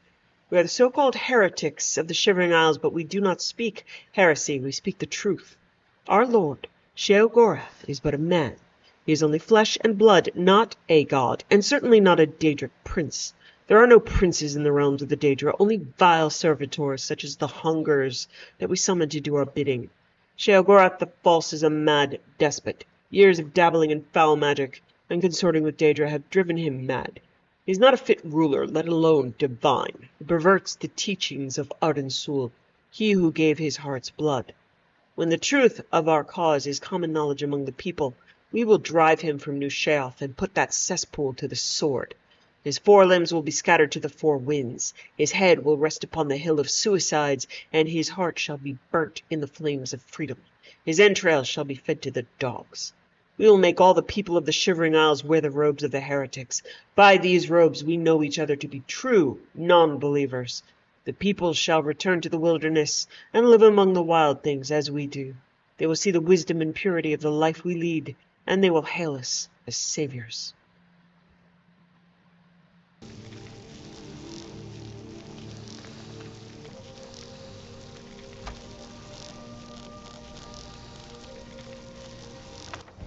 Incident in Necron by Yanki Labathe, a story about an illusionist. The situation simply is this, said Flaxith. His face is chiseled and resolute as any statue. Everyone knows that the cemetery west of the city is haunted by some malevolent beings, and has been for many years now. The people have come to accept it. They bury their dead by daylight, and are away before Master and Secunda have risen and the evil comes forth. The only victims to fall prey to the devils within are the very stupid and the outsiders. It sounds like a natural solution to filtering out the undesirables, then, laughed Nitra, a tall, middle-aged woman with cold eyes and thin lips. Where's the gold in saving them? From the temple. They're reopening a new monastery near the cemetery, and they need the land cleansed of evil. They're offering a fortune, so I accepted the assignment, with the caveat that I could assemble my own team to split the reward. That's why I've sought you each out. From what I've heard, you, Nitra, are the best bladesman in Morrowind. Nitra smiled her unpleasant best. And you, Osmic, are a renowned burglar, though never once imprisoned. The bald-pated young man stammered, as if to refute the charges, before grinning back. I'll get you in where you need to go, but then it's up to you to do what you need to do. I'm no combatter. Anything Nitra and I can't handle, I'm sure Masatha will prove her mettle, Flaxith said, turning to the fourth member of the party. She comes on very good references as a sorceress of great power and skill. Masatha was the picture of innocence, round-faced and wide-eyed. Nitra and Osmic looked at her uncertain, particularly watching her fearful expressions as Flaxith described the nature of the creatures haunting the cemetery. It was obvious she had never faced any adversary other than man and Myr before. If she survived, they thought to themselves, it would be very surprising. As the foursome trudged towards the graveyard at dusk, they took the opportunity to quiz their new teammate. Vampires are filthy creatures, said Nitra. Disease-ridden, you know. They say off to the west, they'll indiscriminately pass on their curse together with a number of other afflictions. They don't do that here so much, but still, you don't want to leave their wounds untreated. I take it you know something of the spells of restoration if one of us gets bit. I know a little, but I'm no healer, said Masatha meekly. More of a battle mage? Asked Osmic. I can do a little damage if I'm really close, but I'm not very good at that either. I'm more of an illusionist, technically. Nitra and Osmic looked at one another with naked concern as they reached the gates of the graveyard. They were moving shadows, stray specters among the wrack and ruins, crumbled paths stacked on top of crumbled paths. It wasn't a maze of a place. It could have been any dilapidated graveyard, but even without looking at the tombstones, it did have one very noticeable feature. Filling the horizon was the mausoleum of a minor Cyrodiilic official from the Second Era, slightly exotic, but still harmonizing with the Dunmer graves in a complementary style called decay. It's a surprisingly useful school, whispered Masatha defensively. You see, it's all concerned with Magicka's ability to alter the perception of objects without changing their physical compositions. Removing sensual data, for example, to cast darkness, or remove sound or smell from the air. It can help by... A red-haired vampire woman leapt out of the shadows in front of them, knocking Flaxith on his back. Nitra quickly unsheathed her sword, but Masatha was faster. With a wave of her hand, the creature stopped, frozen, her jaws scant inches from Flaxith's throat. Flaxith pulled out his own blade and finished her off. That's illusion? Asked Osmic. Certainly, smiled Masatha. Nothing changed in the vampire's form, except its ability to move. Like I said, it's a very useful school. The four climbed up over the paths to the front gateway to the crypt. Osmic snapped the lock and disassembled the poison trap. The sorceress cast a wave of light down the dust-choked corridors, banishing the shadows and drawing the inhabitants out. Almost immediately, they were set on by a pair of vampires, howling and screaming in a frenzy of bloodlust. The battle was joined, so no sooner were the first two vampires felled than their reinforcements attacked. They were mighty warriors, of uncanny strength and endurance, but Masatha's paralysis spell and the weaponry of Flaxith and Nitra clove through their ranks. Even Osmic aided the battle. They're crazy, gasped Masatha when the fight finally ended and she could catch her breath. Quora, the most savage of the vampire bloodlines, said Flaxith. We have to find and exterminate each and every one. Delving into the crypts, the group hounded out more of the creatures. Though they varied in appearance, each seemed to rely on their strength and claws for attacking, and subtlety did not seem to be the style of any. When the entire mausoleum had been searched and every creature within destroyed, the four finally made their way to the surface. It was only an hour until sunrise. There was no frenzied scream or howl. Nothing rushed forward towards them. The final attack, when it happened, was so unlike the others that the questers were taken utterly by surprise. The ancient creature waited until the four were almost out of the cemetery, talking amiably, making plans for spending their share of the reward. He judged carefully who would be the greatest threat, and then launched himself at the sorceress. Had Flaxith not turned his attention back from the gate, she would have been ripped to shreds before she had a chance to scream. The vampire knocked Masatha across a stone, its claws raking across her back, but stopped its assault in order to block a blow from Flaxith's sword.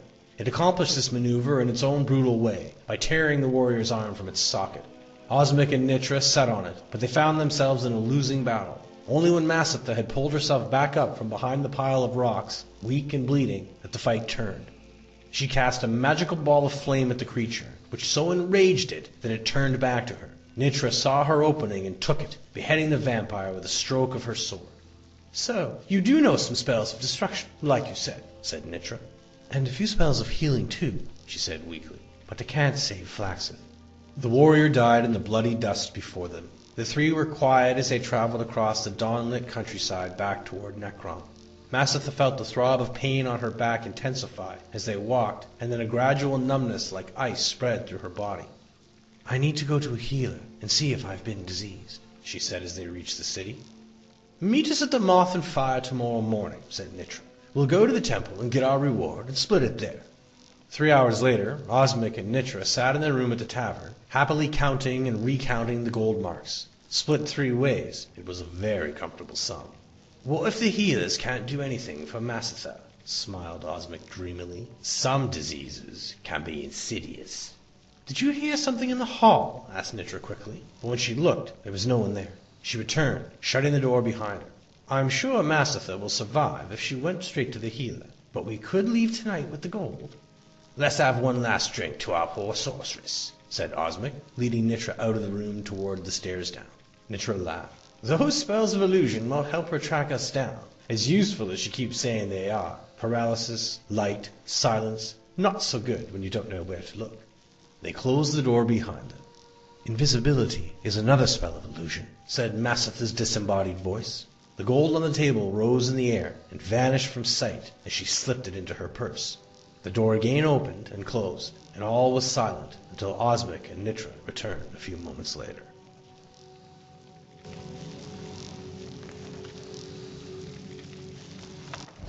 Lord Jornabret's Last Dance, a song involving men and women's parts. Every winter season, except for the reason of one war or another, really quite a bother, the Queen of Rimmon and her consort request their vassals come and cavort. On each and every ball, the first man at the hall is Lord Ogun Jornabret of Gare, the curse of all the maidens fair. Oh, dear ladies, beware! Dearest, dearest ladies, take care!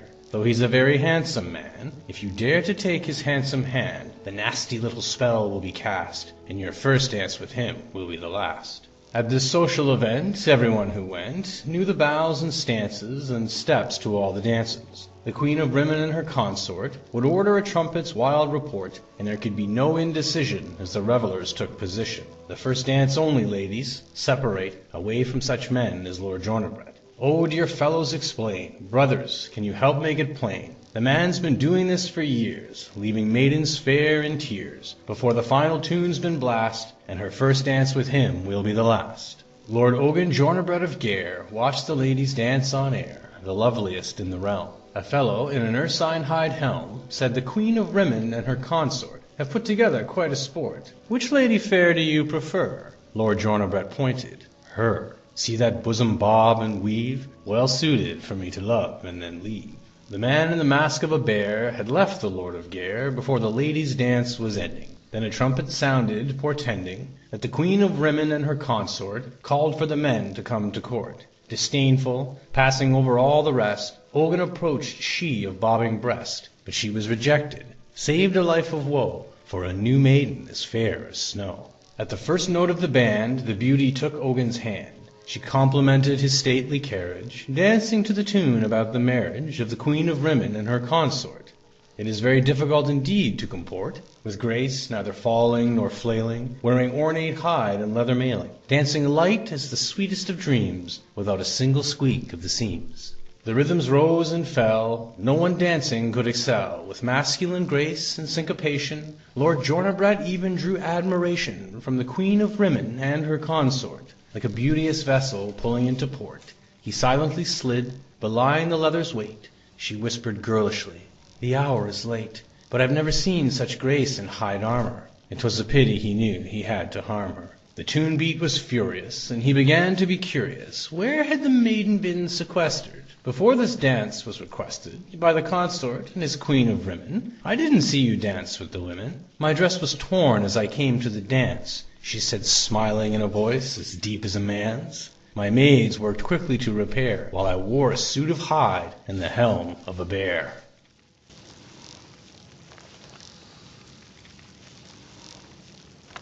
The Last Scabbard of Akrash by Tabor of Unkid.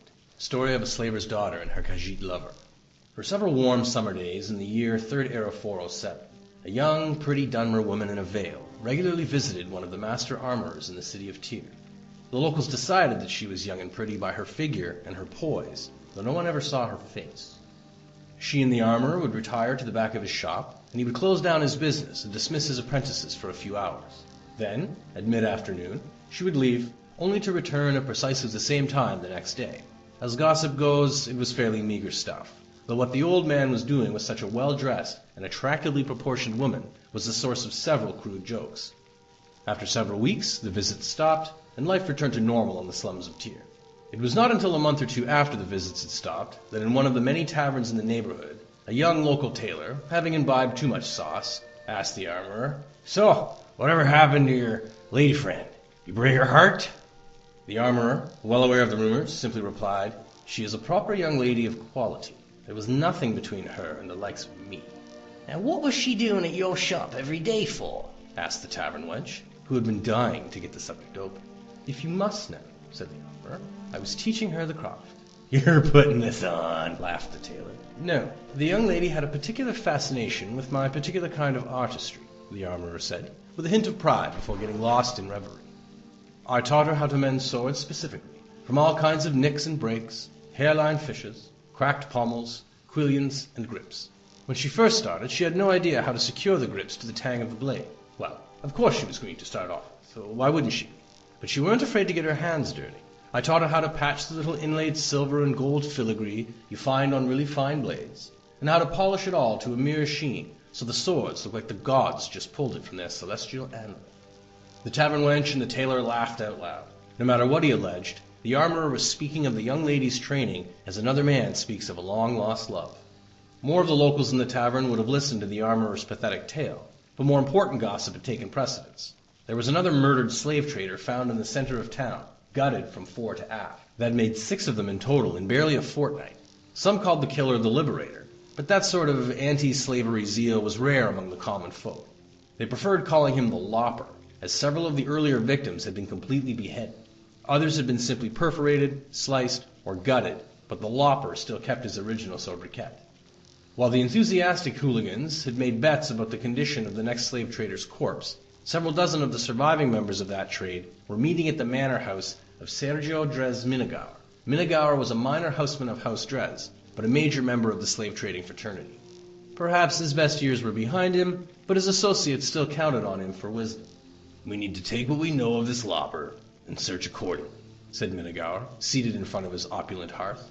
"We know he has had an unreasonable hatred of slavery and slave traders. We know he is skilled with a blade. We know he has the stealth and finesse to execute our most well-secured brethren in their most secure abodes. It sounds to me to be an adventurer, an outlander. Surely no citizen of Morrowind would strike at us like this." The slave traders nodded in agreement. An outlander seemed most likely for their troubles. It was always true. "Were I 50 years younger, I would take down my blade Akrash from the hearth." Minigar made an expansive gesture to the shimmering weapon.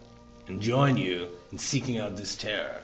Search him out where adventurers meet, taverns and guild halls, and then show him a little lopping of my own." The slave traders laughed politely. "You wouldn't let us borrow your blade for the execution, I suppose, would you, Sergio?"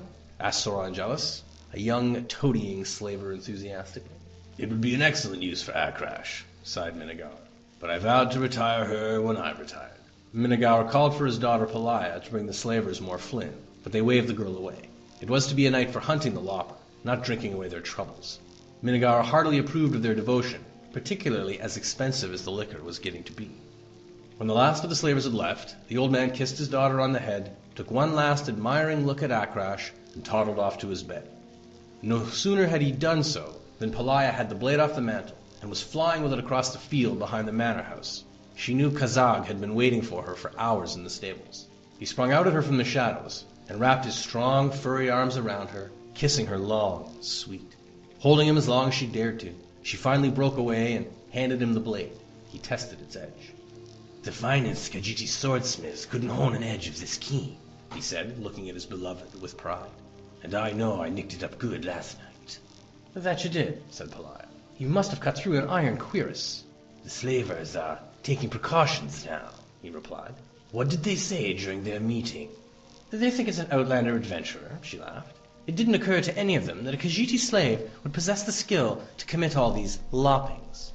"And your father doesn't suspect that it's his dear Akrash that is striking into the hearts of oppression?" "Well, why would he, when every day he finds it fresh as the day before? Now I must go before anyone notices I'm gone. My nurse sometimes comes in to ask me some detail about the wedding, as if I had any choice in the matter at all." "I promise you," said Kazag very seriously, "you will not be forced into any marriage to cement your family's slave-dealing dynasty. The last scabbard Akrash will be sheathed into will be your father's heart, and when you are an orphan, you can free the slaves, move to a more enlightened province, and marry who you like." "And I wonder who that will be," Pelaya teased, and raced out of the stables. Just before dawn, Pelaya awoke and crept out to the garden, where she found Akrash hidden in the bitter green vines. The edge was still relatively keen, but there were scratches vertically across the blade's surface. Another beheading, she thought, as she took the pumice stone and patiently rubbed out the marks, finally polishing it off with a solution of salt and vinegar. It was up on the mantel in pristine condition when her father came into the sitting room for his breakfast. When the news came that Kemaleth Toram, Pelaya's husband-to-be, had been found outside of a canton, his head on a spike some feet away, she did not have to pretend to grieve. Her father knew she did not want to marry him. "It is a shame," he said. "The lad was a good slaver, but there are plenty of other young men who would appreciate an alliance with our family. What about young Soron Jealous?" 2 nights later, Soron Jealous was visited by the Lopper. The struggle did not take long, but Soron had armed himself with one small defense: a needle dipped in the ichor of poison plant hidden up his sleeve. After the mortal blow, he collapsed forward and struck Kazag in the calf with the pin. By the time he made it back to the Minigar manor house, he was dying. Vision blurring, he climbed up to the eaves of the house to Pelaya's window and rapped. Pelaya did not answer immediately, as she was in a deep, wonderful sleep, dreaming about her future with her Khajiiti lover. He rapped louder, which woke up not only Pelaya, but also her father in the next room. "Kazab!" she cried, opening up the window. The next person in the bedroom was Minigaur himself. As he saw it, this slave, his property, was about to lop off the head of his daughter, his property, with his sword, his property. Suddenly, with the energy of a young man, Minigaur rushed at the dying Khajiit, knocking the sword out of his hand. Before Pelaya could stop him, her father had thrust the blade into her lover's heart. The excitement over, the old man dropped the sword and turned to the door to call the guard. As an afterthought, it occurred to him to make certain that his daughter hadn't been injured and might require a healer. Minigaur turned to her. For a moment, he felt simply disoriented, feeling the force of the blow, but not the blade itself. Then he saw the blood, and then felt the pain. Before he fully realized that his daughter had stabbed him with Akrash, he was dead. The blade, at last, found its scabbard. A week later, after the official investigations, the slave was buried in an unmarked grave in the manor field, and Sergio Dres Minigaur found his resting place in a modest corner of the family's opulent mausoleum. A larger crowd of curious onlookers came to view the funeral of the noble slaver, whose secret life was as the savage lopper of his competitors. The audience was respectfully quiet, though there was not a person there not imagining the final moments of the man's life. Attacking his own daughter in his madness, luckily defended by the loyal, hapless slave before turning the blade on himself. Among the viewers was an old armorer who saw for one last time the veiled young lady before she disappeared forever from Tyr.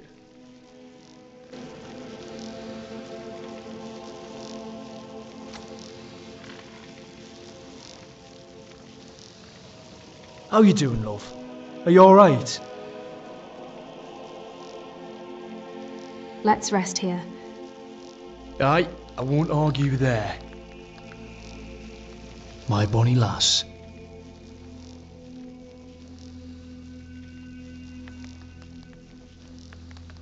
Come with me, I need your help. Away, pet.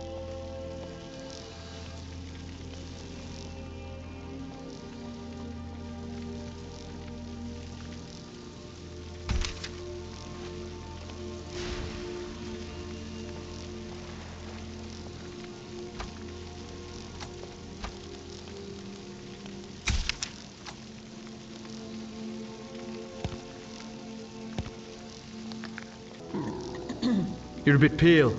Need a drink? Come on, take a few sips for me, my love.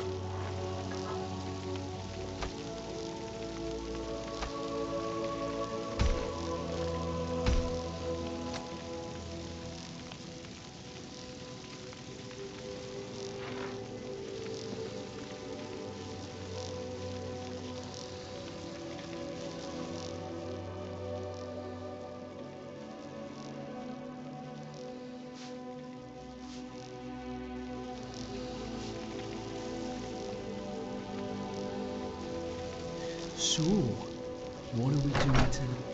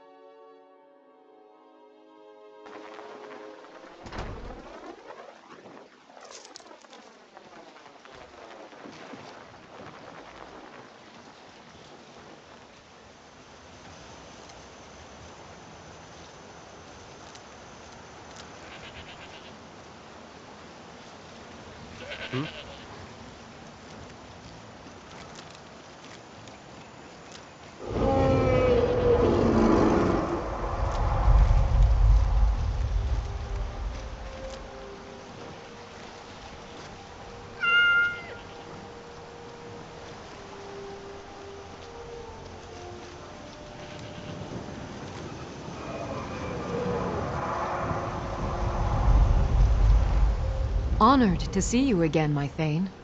Farewell.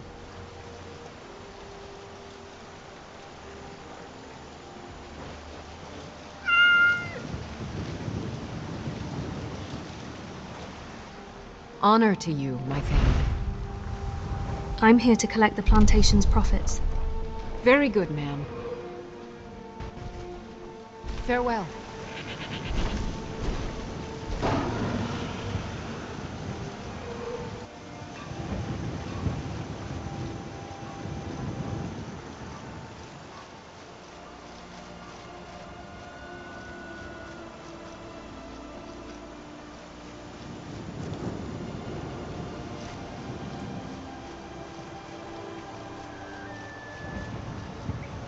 It's very peaceful here.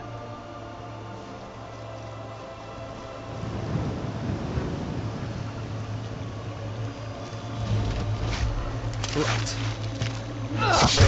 The way you look after a fight, all wild and so fucking alive. Gods, I need to kiss you. Right the fuck now. How can I help? All right.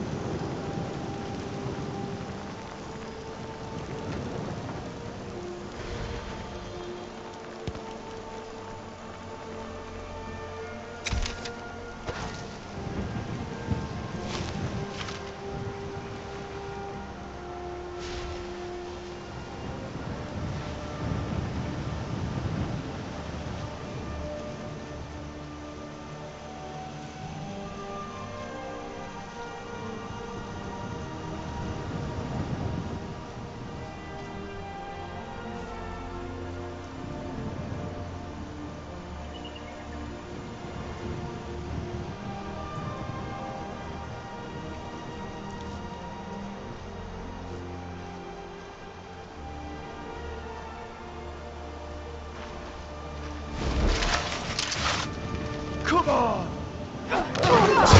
I was just doing what I do best.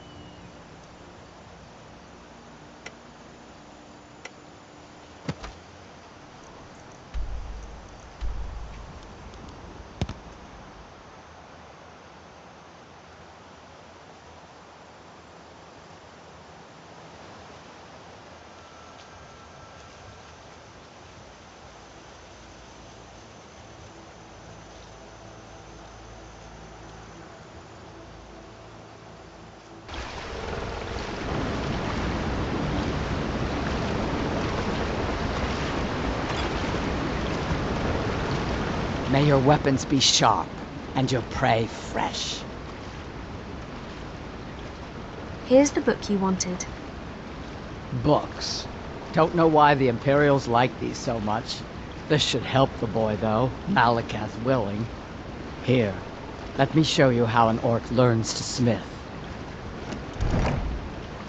Let me know if you need something forged.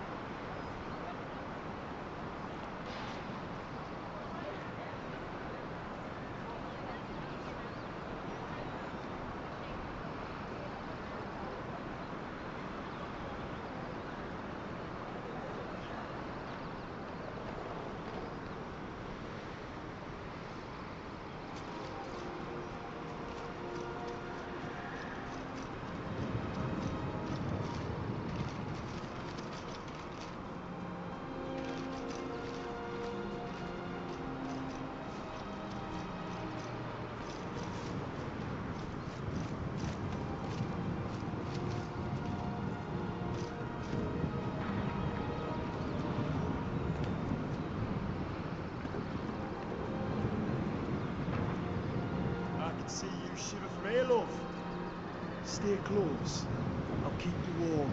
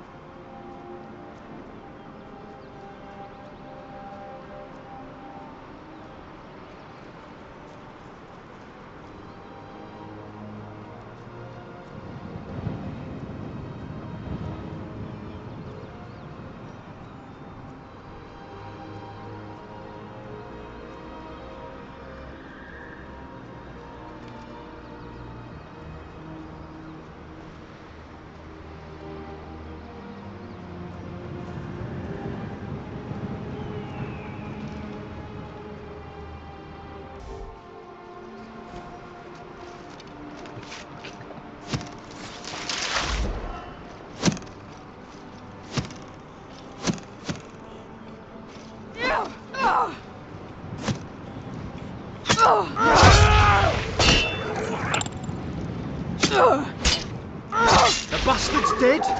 Good.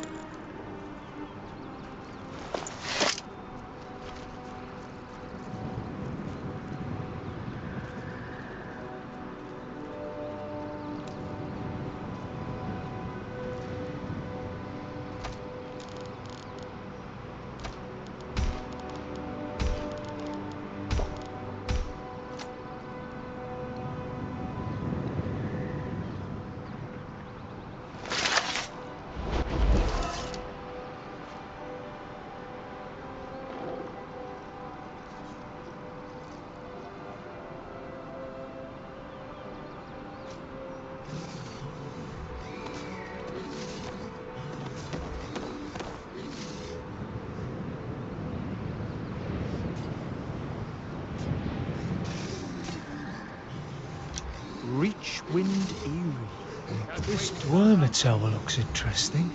Do you think there's any treasure there? Let's check it out.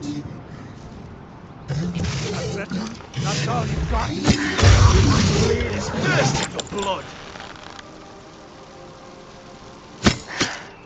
You arsehole!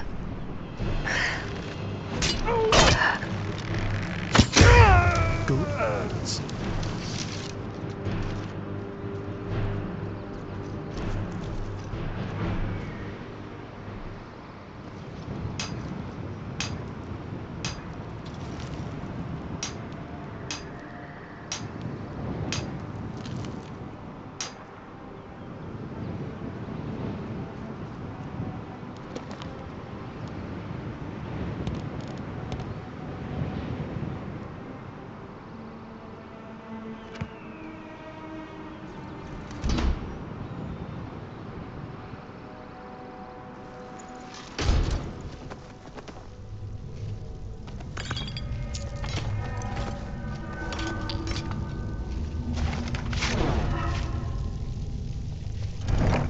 Once was a woman as fair as an eagle.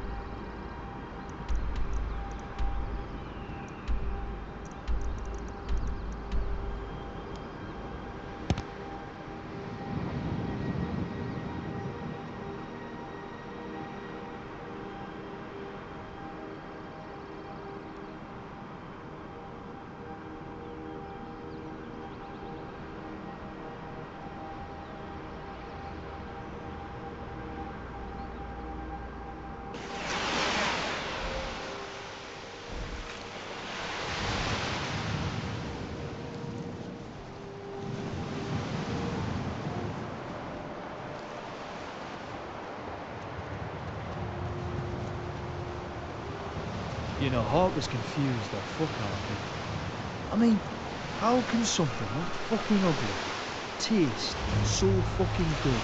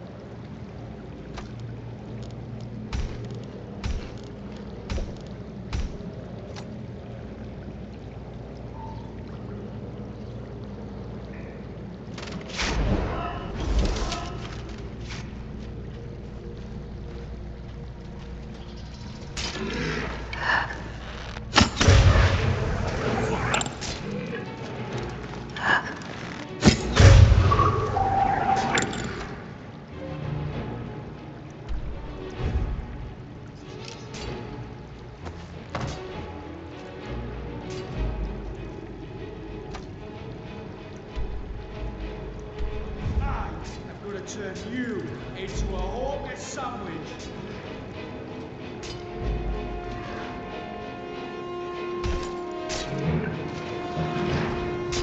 That was excellent.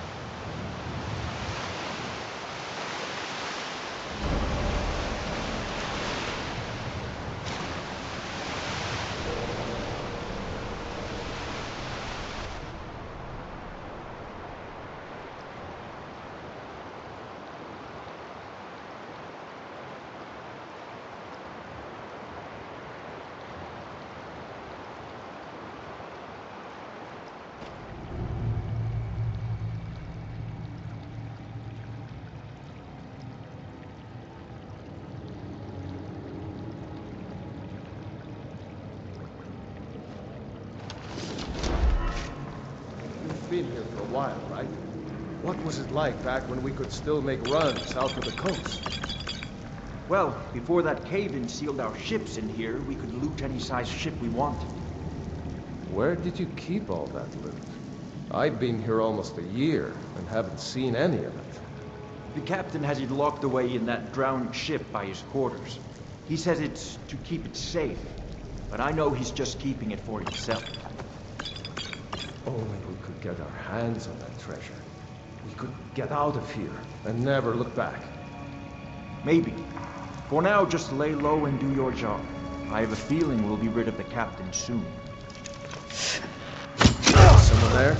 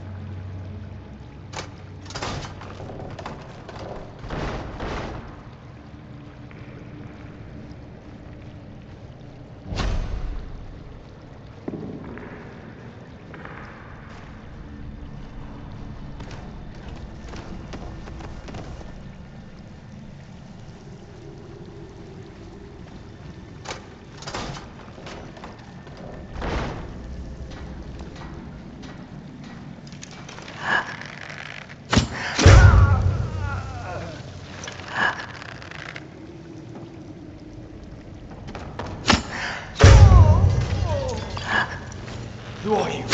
Huh? Something there? Must be my imagination. For sure I heard something.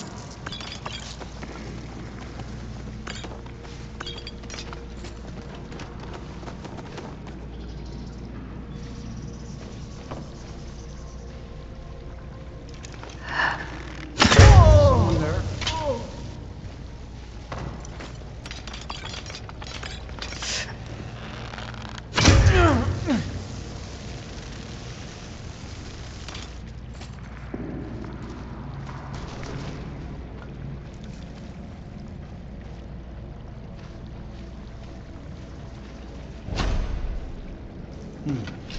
Nothing here after. Careful there. Hargar's Journal by Captain Hargar. Events leading up to the wreckage of the Icerunner. 8th of Evening Star, 4E200. Jaree-Ra is up to something big. He wouldn't tell me exactly. All he said was, "It'll be just like the good old days, before the cave-in sailed your boats in there. We can't send our ships out of here anymore." What is he hinting at? 14th of Evening Star, 4E200. He wants to know what loot we have saved up. I don't care what he says. I'm not telling him anything about my stash. It stays down there where it's safe. I can't imagine he'd ever jump in this murky water, let alone swim down to the sunken boat. 21st of Evening Star, 4E200. It's on. Jaree-Ra and his sister Deja have something cooked up. All they need is a scapegoat. I wonder where they'll find someone dumb enough to do what they say. There's bound to be someone out there who will.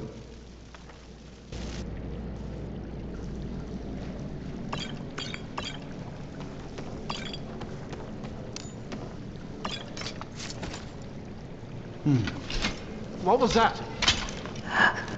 Ha! Found.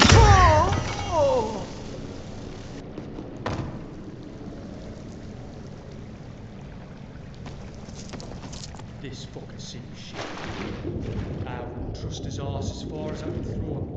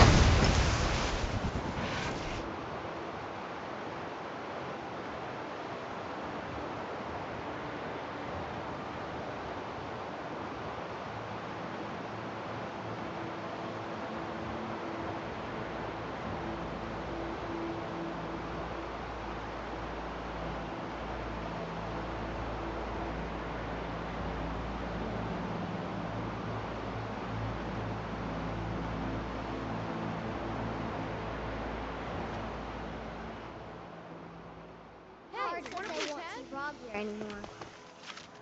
But he wouldn't tell me why not. Mother says I shouldn't talk to people.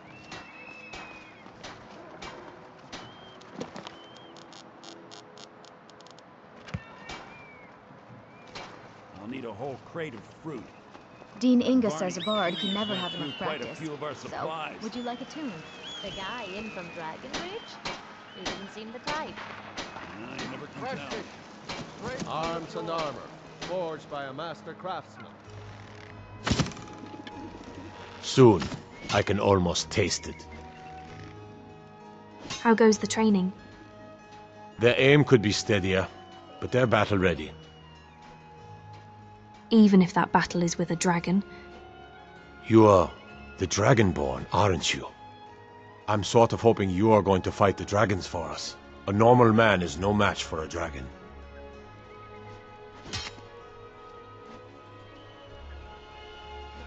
All right, let's take a look. Works for me. Let's go.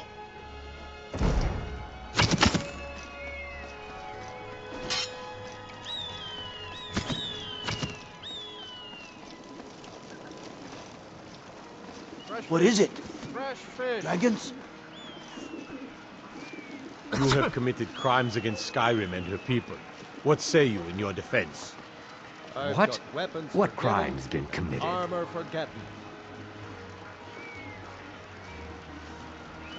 Don't play stupid. I'm placing you under arrest. This can't be happening. We can do this one of two ways. You can walk up with me to the keep, or I can drag your lifeless body. Your choice. All right. No need to get rough. As High Priest of the Eight Divines, I bid you welcome.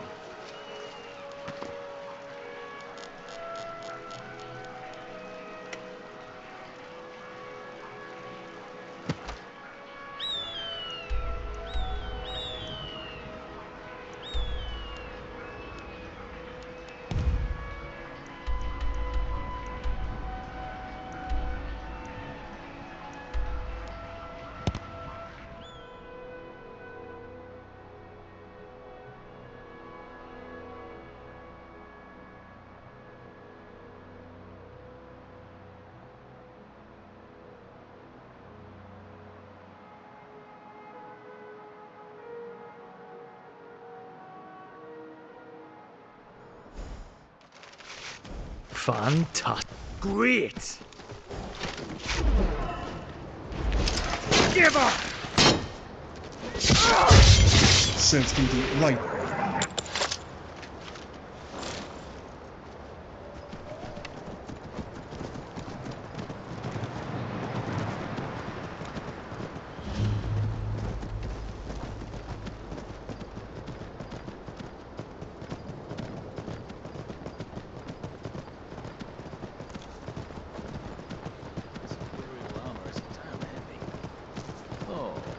Quit your belly aching.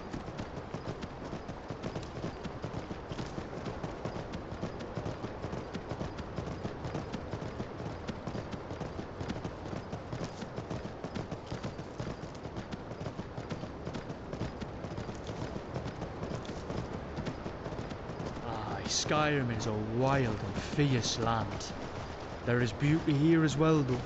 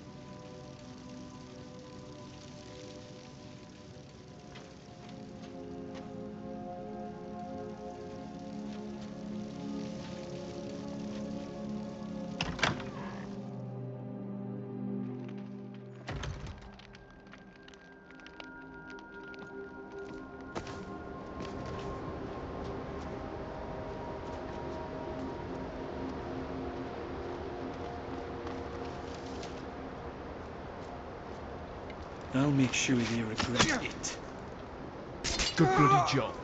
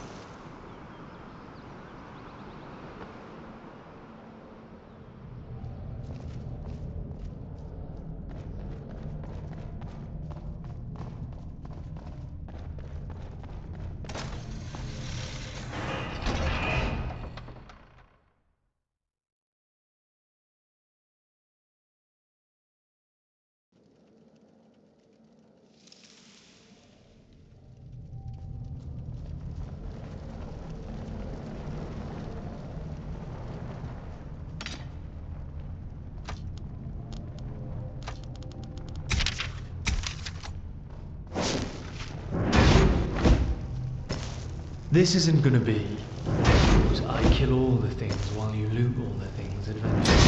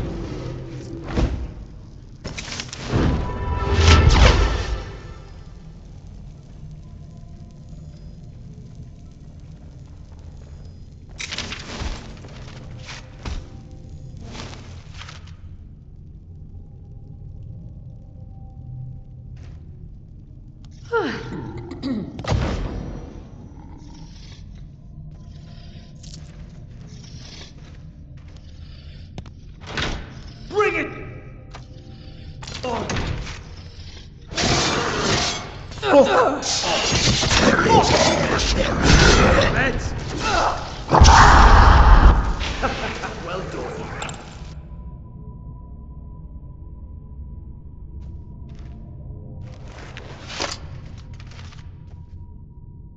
You look starving. Let's stop and eat.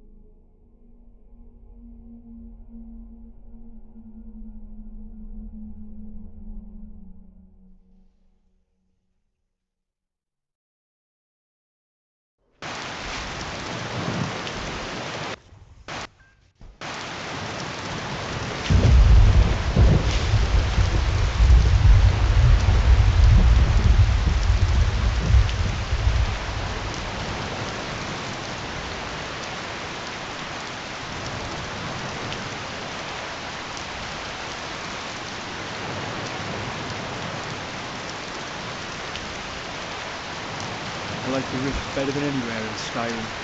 Cold forests and broken mountains. It always felt familiar somehow. How are you feeling, my love?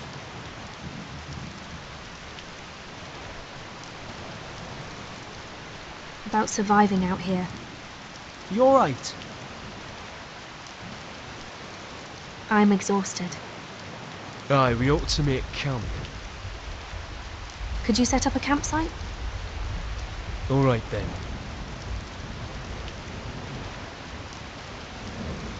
Aye, alright.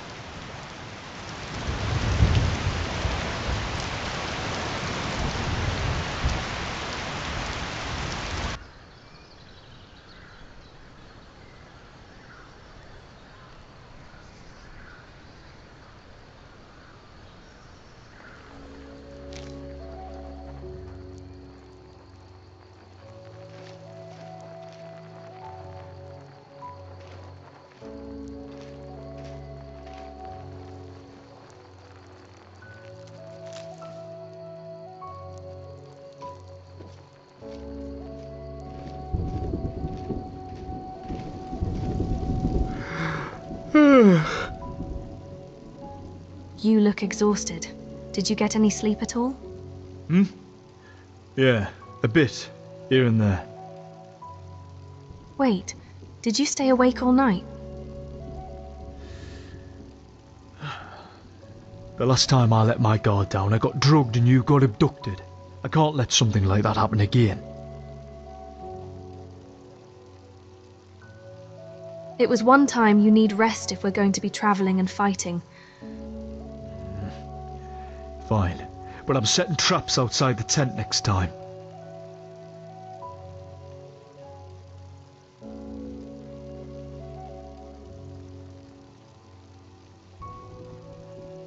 I have a book you might like. This one has some good training tips for combat. Bah, I know better tricks than that. Here, let me show you some moves.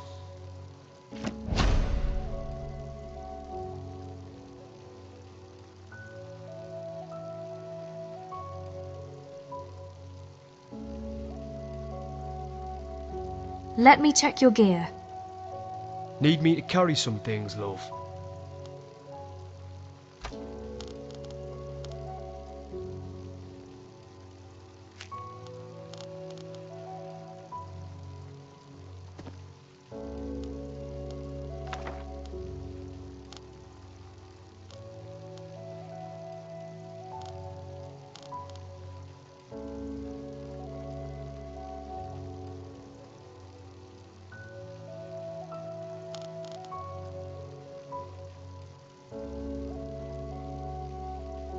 Right, let's get going.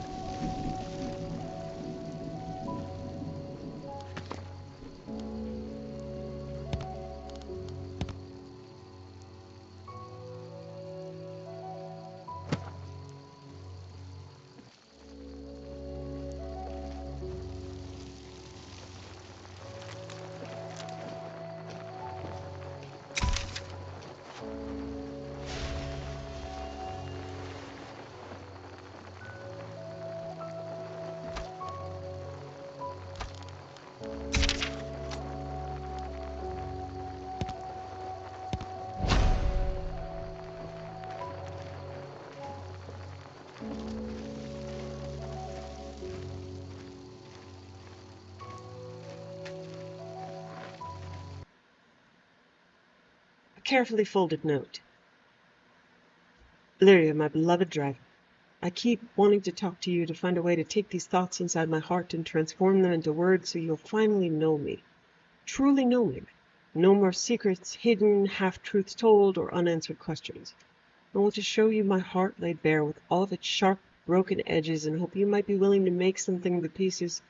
Unfortunately, I've never been one to dabble in magic, and so that kind of sorcery with words is beyond my reach. I'm not sure I could learn it from a book either, no matter how many of those horrid things you make me read. I've just not ever been the talking sort. That goes even more so when it comes to this kind of stuff. Every time I look at you and try to speak, it's like my throat closes up and I completely lose whatever bit of wits I've been born with. I feel like a half-daft fool most of the time standing next to you. You're the soul of a bloody god, for fuck's sake. Sorry. Even when writing, I'm apparently capable of being an ass. I couldn't sleep tonight, only it wasn't the demons from my old nightmares keeping me from sleep. It was you, here with me, just feeling your warmth beside me, hearing your breathing, the soft scent of your soap surrounding me. I could not bring myself to close my eyes and miss a single moment. I wanted to savor it, soak it in, immerse myself in you. There are times, my little dragon, that my feelings for you send me almost to madness. The need to keep you safe, it drives me more than anything in my life ever has. Yes, even finding out my past. I made you a vow when we first began traveling together to be your shield. Do you remember?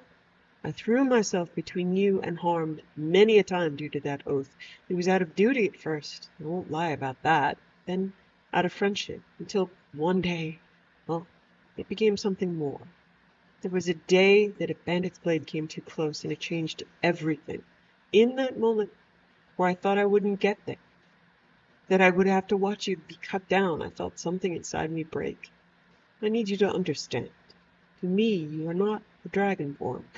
I'm not a Thane or the half-dozen other titles you've collected. You're the sun that illuminates my life and drives away the darkness before it can consume me. You're the moon shining your soft light down upon me and easing my weariness. You're the air that I breathe and the very heart that beats within my chest.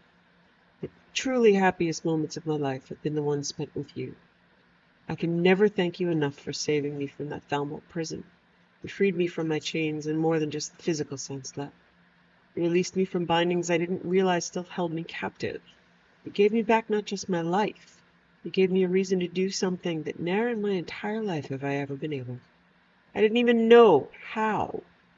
You showed me what it is, not just to dream of a future, but to truly have hope that it can come true. You are my life and my life. There will never be another for me. I'm yours in all ways that you will have me. Not for power, not for revenge, not for glory or riches that come with being the companion of a hero. I'm yours out of love. I'll fight by your side, I'll strike down those that would harm you, and I would gladly die for you. More importantly, my love, I want to live for you. I want to live for your smile, your touch, the way you laugh. To be the man you lean on when times are troubled. I want more of our adventures than to have to carry around all your shit. I want ales at the tavern and nights by a campfire with you in my arms. For the first time in my life, I want to know what it is to truly live, but only if it's by your side. I love you, Lirya, more than I will ever be able to express with words. Always and forever your devoted shield, Kai.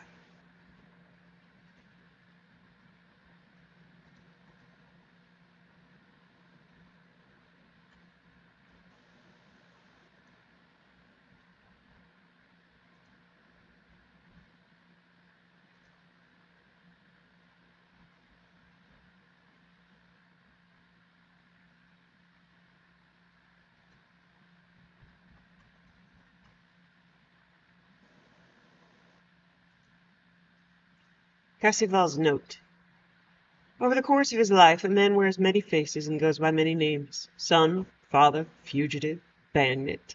I never thought I would include Argonian writer among those titles, but so it goes. When Palladius taught me how to write, I didn't think I'd take to it the way I have. Maybe if the gods had given me a pen instead of a sword, I would have spent my life writing books instead of sacking caravans. Well, too late to whine about it now. As for the name, it comes from a conversation I had with Pale Eyes one night at the Grey Mare in Coral. I asked him why Argonian names were so literal, and his reply was, "Why aren't yours?" I laughed, realizing I was bested, so I asked him to give me an Argonian name, one that suited someone of my ilk. And so from then on, I was Gathers the Coin.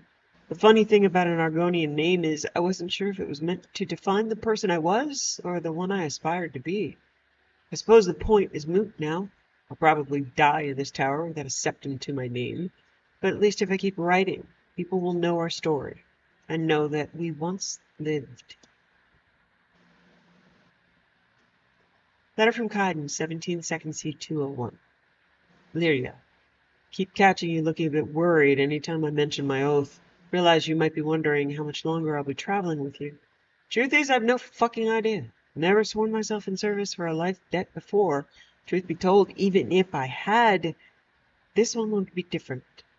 Can't explain it to you without telling you about things I'd rather be forgetting. Just wanted you to know that I don't see myself leaving anytime soon unless you're asking me to. Kaidan.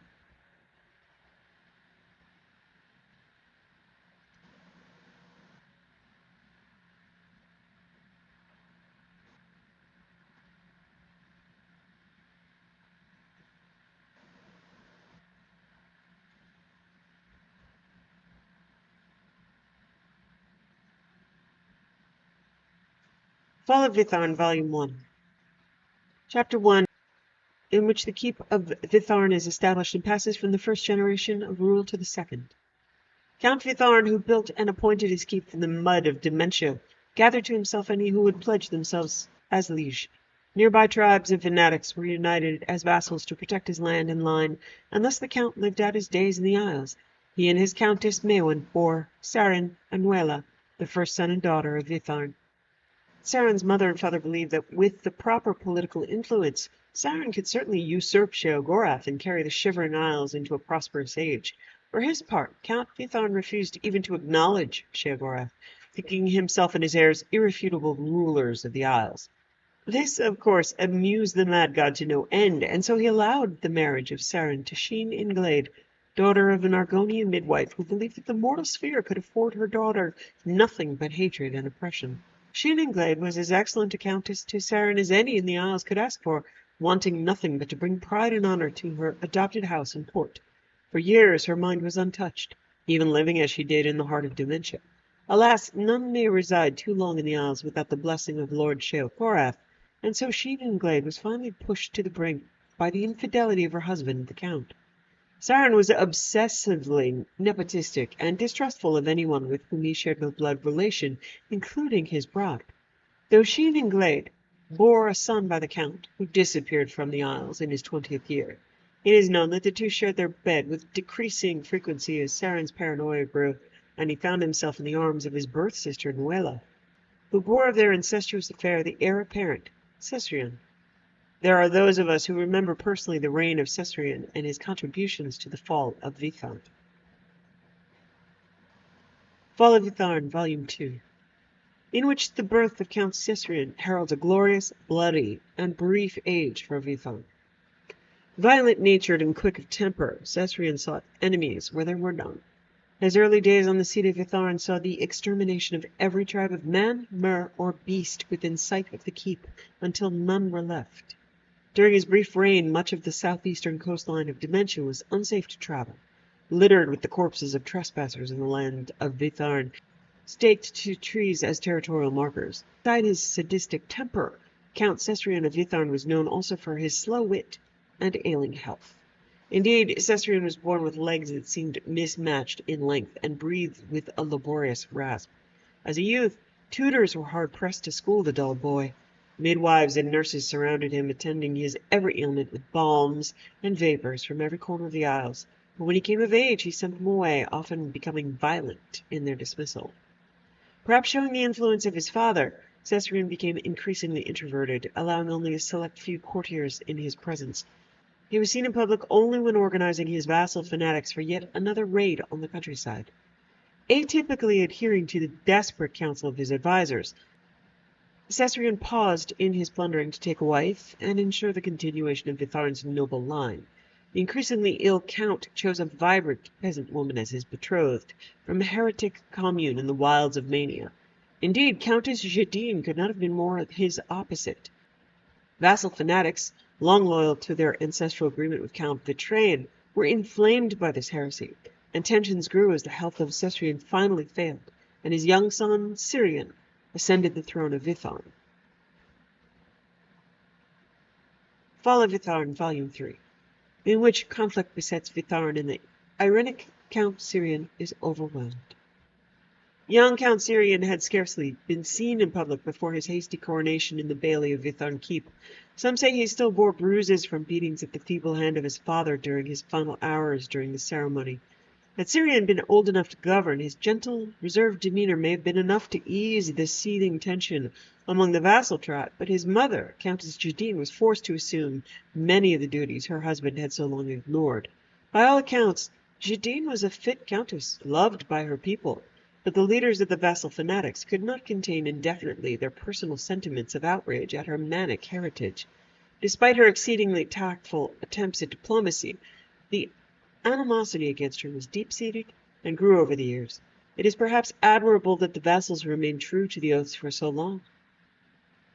When Syrian finally came of age to rule, the sheepish boy count tried in earnest to ascend gracefully, but his fear of the world was so great that even the shadow of the passing bird would startle him visibly.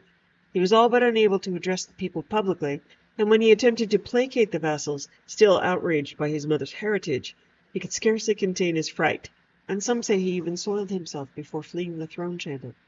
Certain as the march of fate, the tolerance of the vassal fanatics snapped, and warriors encircled Vithaun. The count's personal guards were ill-suited to repel the attack, and the siege lasted a single day. Since the day of that battle, no living soul has wandered away from Vithaun. Local myth tells of a tireless struggle between the spirits of the fanatic vessels and Vithaun's meager defenders, damned by the treachery of fanatics and the cowardice of Syrian to replay their final moments in perpetuity.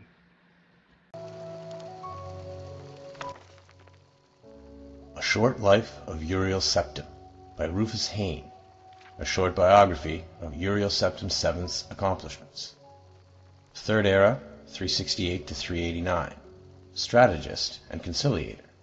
The early decades of Emperor Uriel's life were marked by aggressive expansion and consolidation of imperial influence throughout the empire, but especially in the east, in Morrowind and Blackmarsh, where the empire's power was limited, imperial culture was weak, and native customs and traditions were strong and staunchly opposed to assimilation.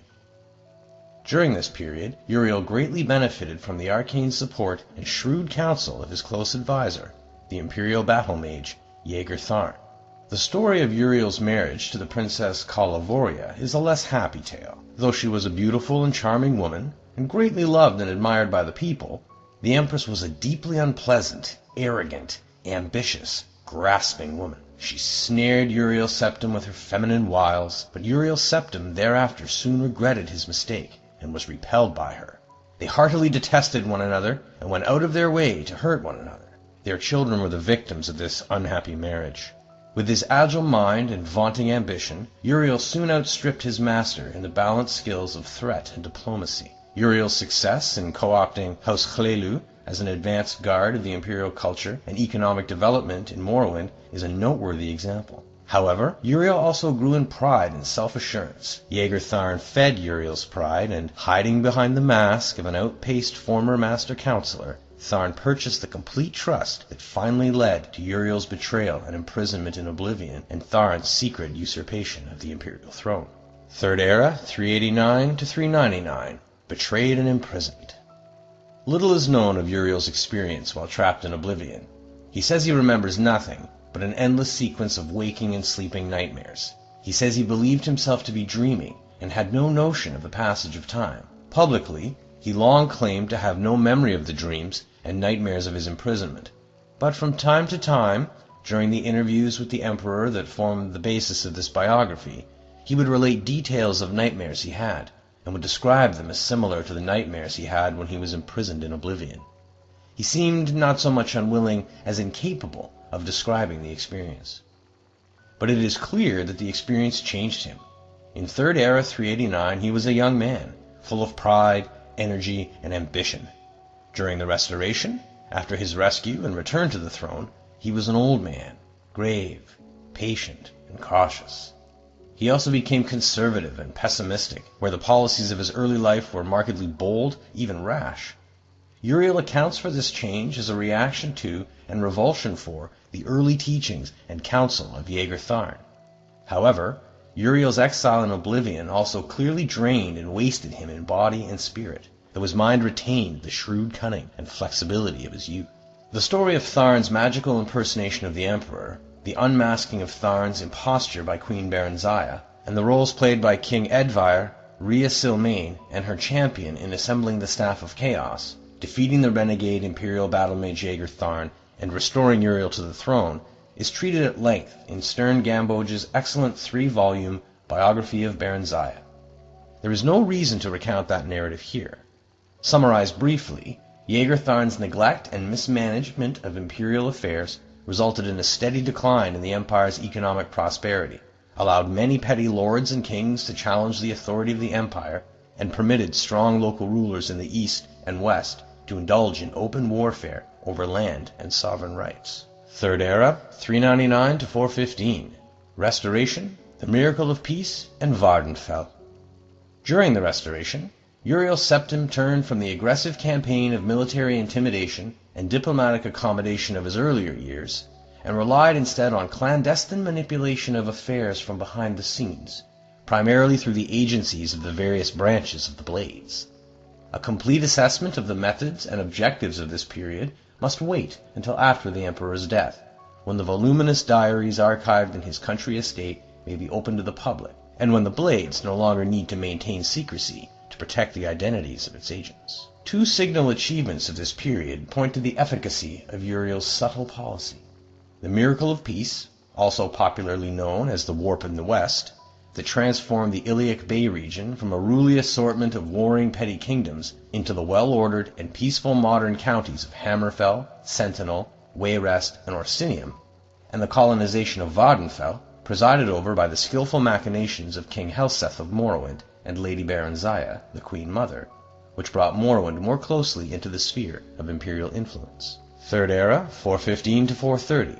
The Golden Peace, King Helseth's court, and the Nine in the East. Following the Miracle of Peace, best described in Peter Vetterson's Daggerfall, A Modern History, the Empire entered a period of peace and prosperity compared to the early years of Uriel's reign.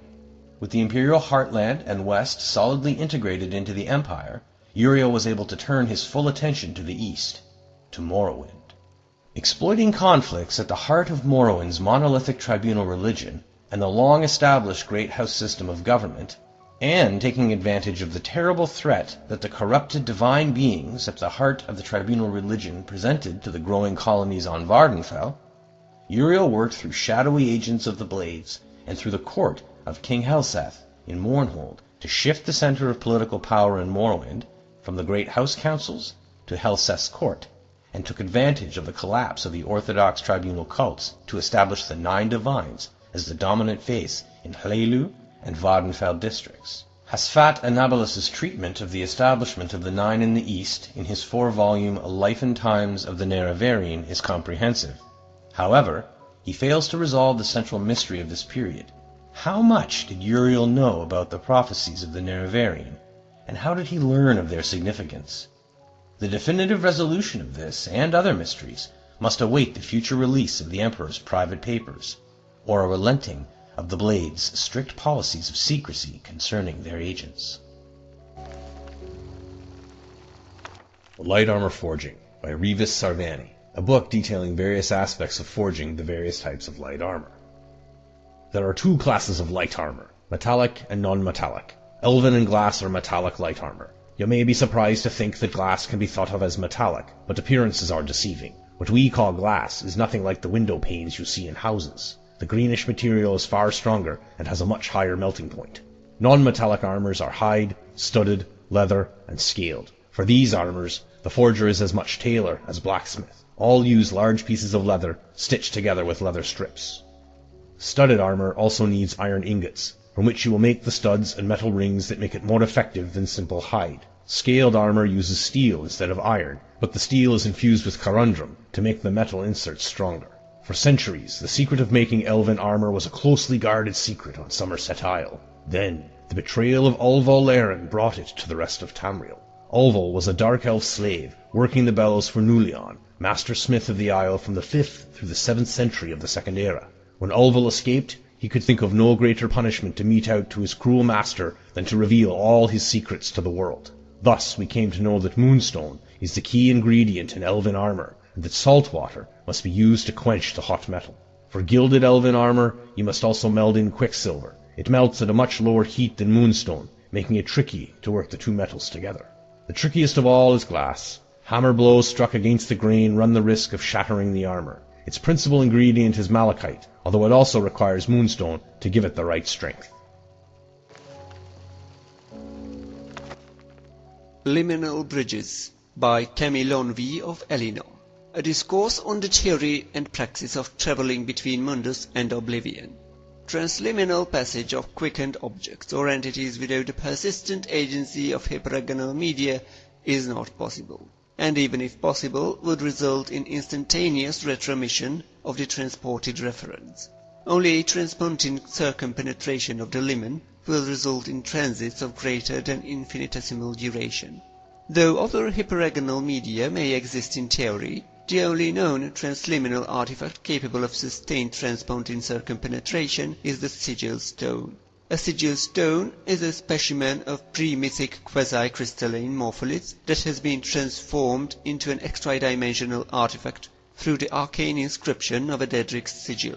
Though some common morpholiths like soul gems may be found in nature, the exotic morpholiths used to make sigil stones occur only in pocket voids of oblivion and cannot be prospected or harvested without Daedric assistance.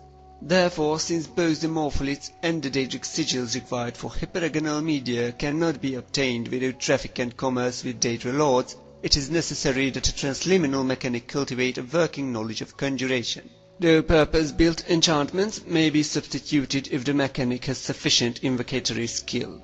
Traffic and commerce with Daedra lords is an esoteric but well-established practice and lies outside of the compass of this treatise. Interested students are invited to consult the works of Albrecht Theophanes Bombidius and Galerian the Mystic for the fundaments of this discipline.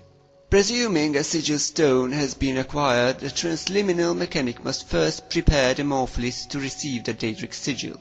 Let the mechanic prepare a chamber sealed against all daylight and disturbances of the outer air, roofed and walled with white stone and floored with black tiles.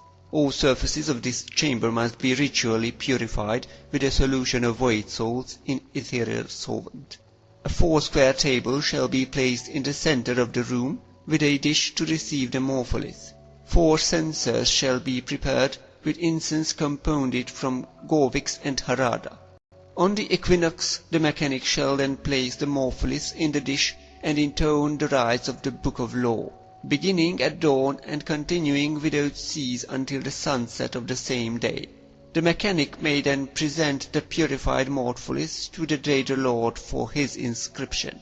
Once inscribed with the Daedra Lord's sigil, the morpholith becomes a true sigil stone, a powerful artifact that collects and stores arcane power, similar in many respects to a charged soul gem, but of a much greater magnitude. And it is this sigil stone that is required to provide the tremendous arcane power necessary to sustain the enchantment that supports the transpontine circumpenetration of the limen. To open a gate to oblivion, the mechanic must communicate directly by spell or enchantment with the Daedra Lord who inscribed the sigil stone in question.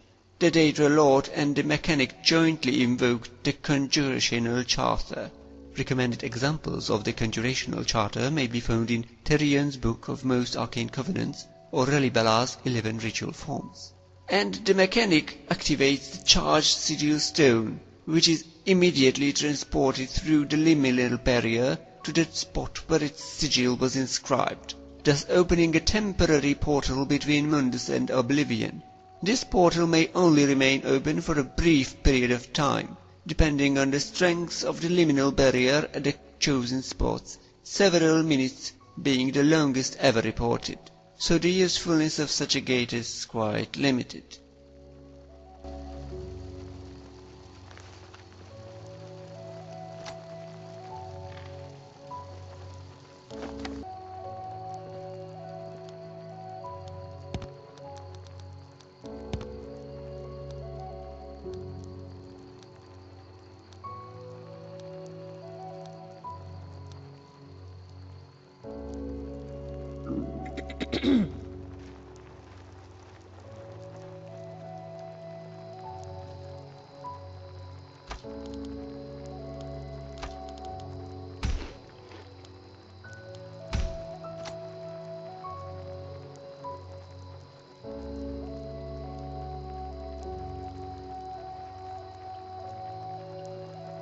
And you never wanted to leave.